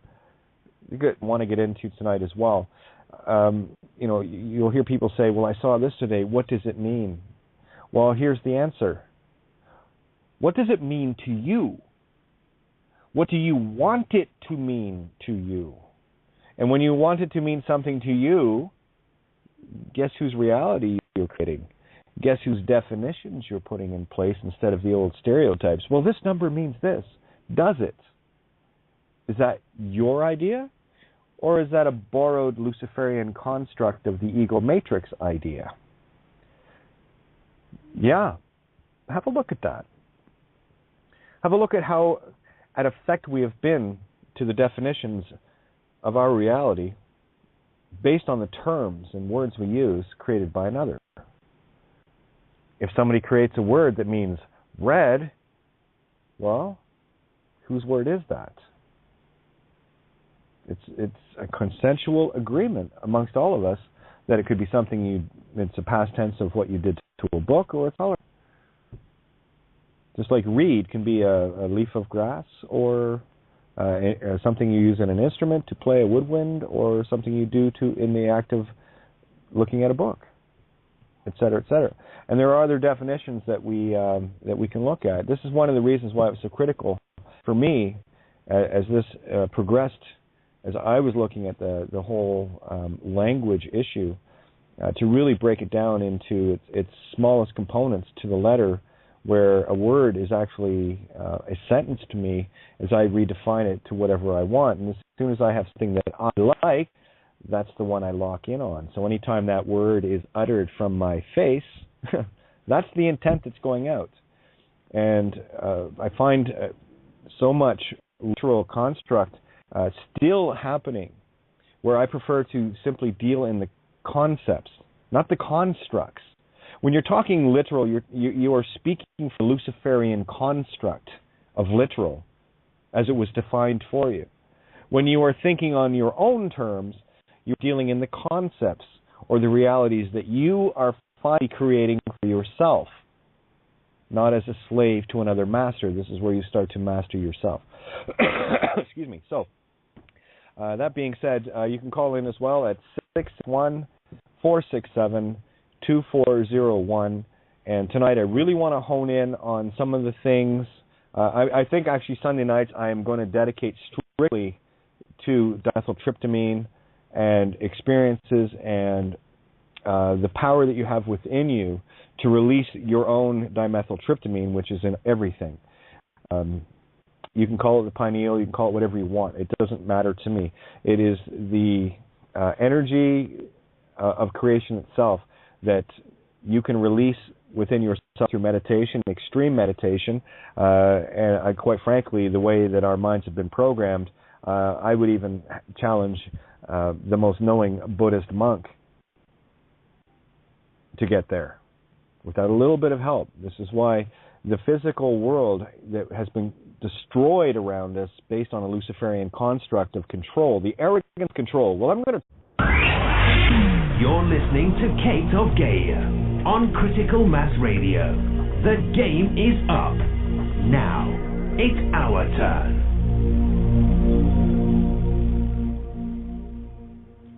Oh, good evening. Welcome to Outside the Box. Yours truly, Kate of Gaia, coming at you so far beyond live. criticalmassradio.co.uk. It's a lot of this stuff is finally formulating and getting more cohesive and probably a little bit easier to try and explain, but it still doesn't really come close, but it comes close enough to at least carry the concepts across. I'm just going to take a second here Chris is going to be joining us, and a couple of friends where he is at as well. And tonight what we're going to do is I was chatting with Chris and Thomas just before, about 15 minutes before the show, and determined that probably the best thing to do right now, hot on the heels of trying to describe the experience, I hate using the word, but it works, the process that I went through to get there. And this has really, really clarified itself today a lot more than I thought it would. And of course, talking with Chris and Thomas, there was a couple of things said. Thomas had said something that really triggered the connection to show, well, as Chris was talking, a 3-step process to get through. So again, I will go over that, what I did in preparation for this, with absolutely no idea of where it would end up. And I am going to look at, well, I'll tell you, if it got me there, and I can tell you exactly the frame of mind and my intent and what was behind it, what to expect, and then who knows. Really, it is up to you. And it always has been only and entirely up to you. Now, the board fills up really quick. We only have room for 50. So I'm just going to do the shout out for the number right now. It's BTR Listener 027 for those that want a shortcut to the board. Just put into your contact search in Skype BTR Listener 027 and search that. When it comes up, just right-click it and call. That will bring you directly to the board. And we do this every night. It's the same, same steps to do this.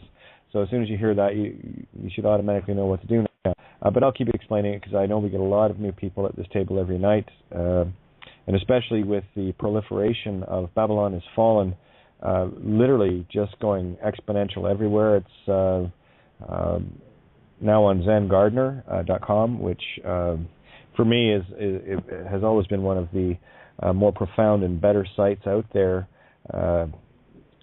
Getting to the nitty-gritty was a site that I had spent a lot of time on reading, and of course over the last while I just don't really spend time anywhere on sites because all I need now are the headlines to define my reality. And this is one of the key things that I take creation, and I'm going to control it by building boxes and money and banks and governments and courts, and it's all bullshit. It is all bullshit. There's only one linchpin holding you to it. My God, you fight to hold on to that nameaholic. Yeah, it is that simple. If you have any assumption or presumption or inkling of a concept that you are that legal name or name at all, any strings attached to it, you are in the Luciferian construct, and the more strings you attach to it, the easier it is to pull you back. Me, I just cut them all. Easy peasy. And then, lo and behold, if you listen closely, you hear the zzz of the shields going up. And I mean that in the most spiritual, literal sense. But the ego is going to have a hell of a time believing that because it's been stuck in the Piscean for so long.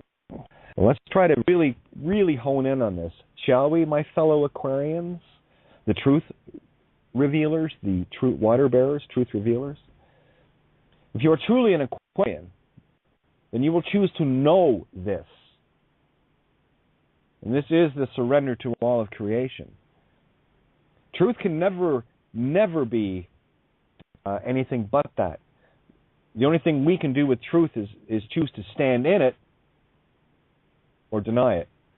And you'll know you're denying it when you know the truth of something and you're still trying to make an egotistical excuse as to why you still need that soother. And that's all it is. And it can come in any form you want. And only when you are finally and ultimately ready to let go of it all. And I do mean let go of it all. I'll give you an example. I was just chatting with a friend of mine. I talked about this the other night. Another friend of mine, her family had her committed into a mental hospital, and it's all over. And she's wide awake, but I'll tell you the string that's still holding and binding her. It's all over an inheritance that she doesn't want to give her children. So her children, in a vengeful way, had her committed. And I'm going to ask the very simple question, whose fault do you think that is? Now think about that. This is a tough one. And this is why there is nothing I can do, because I've already tried, in the past, and it is not that I love this being any less. Of course not. I love them enough to let them figure it out for themselves. And when it finally sinks in, if it was the refusal to give the inheritance to the children, and that you committed, whose fault is that? And who's holding on to what here? As I texted back, it's a very simple solution. Whoever gets the money loses. A little different than what you were brought up with. You see, that's how you break the Luciferian construct within yourself. This is how Jesus drove the bankers and the moneylenders from the temple. It was not a physical temple. It was the mind. You must be the je suis, the I am, to drive this Luciferian construct from the mind. This is where you let go, because that's trespassing on free will choice to have the experience. And I will not step on someone else's Christ consciousness. Sorry, can't do that. What I will do is share what I can at this table every night, as we do, equally, across the board. No one greater or lesser here. That's why, and even when I'm being, quote, interviewed, I don't see it as an interview. I just see it as a sharing, on equal terms, equal footing with everyone and everything. That's one of the reasons why I don't interview people here. It's like the other night when Max was on. He wasn't being interviewed. He was sitting at the table with us, all equal, shoulder to shoulder, working for the same things together. And the whole notion of setting up interviews or whatever is abhorrent to me, because I am not going to grant anyone or anything any form of egotistical pedestal, because that's exactly what it will be. For those still stuck in the literal, that's exactly what it will be. Oh, look how important I am. I am being interviewed. Screw that. If you want to come to this table, it's open 7 nights a week. No one greater or lesser. You walk to this table, you leave your shit at the door. Or if you want to bring stuff in to sort out, that's what we do. Throw it on the table. But that being said, let's get into the whole dimethyltryptamine. Again, I talked about the experience last night. We'll get into a bit more of that tonight, just because I'm going to share, and Chris and Thomas, and I hope Linda's there. We're going to share. Well, here, tell you what, Chris, you're the one that actually thought of this game plan of the 3 steps, and then Thomas saying battling, and it just, I got to tell you, in that 5-minute phone call, you would not believe how many things just went click, click, click, click, click into place, and I'm thinking, well, the universe always delivers a show, and here it is. So how are you, Chris and Thomas? And I'm not sure if Linda's there or not, but how are you guys? Yeah, we're fine. I'm still clicking into place. Linda's on her way because it's a very relaxed space. So she'll probably be here shortly. Thomas is here. Still reeling from what you said. He got so much from what you said. Well, you tell Kate what you said to me earlier. What did you say to me earlier? About that conversation we had before on air. You said, was it recorded? I said, no, it was I said, because it would have been great to review. A lot of the things you said made a lot of sense. Brought us right into the fold, and you want the good news? This is being recorded, and this is why we're going to talk about the exact same thing. Okay, cool. Excellent. So there, again, these are the tools for everyone to use. The biggest thing for me in the recent conversation in the last 24, 48 hours is the fact that now I know that it's not, I just said to Thomas actually, it's not how much I'm putting in and inhaling to get to that point, it's how much I'm able to open up and let go, and then it will let me through. That was like another big penny drop. Okay. Another. Oh yeah. Again, this is a surrender to creation. So hey, tell you what.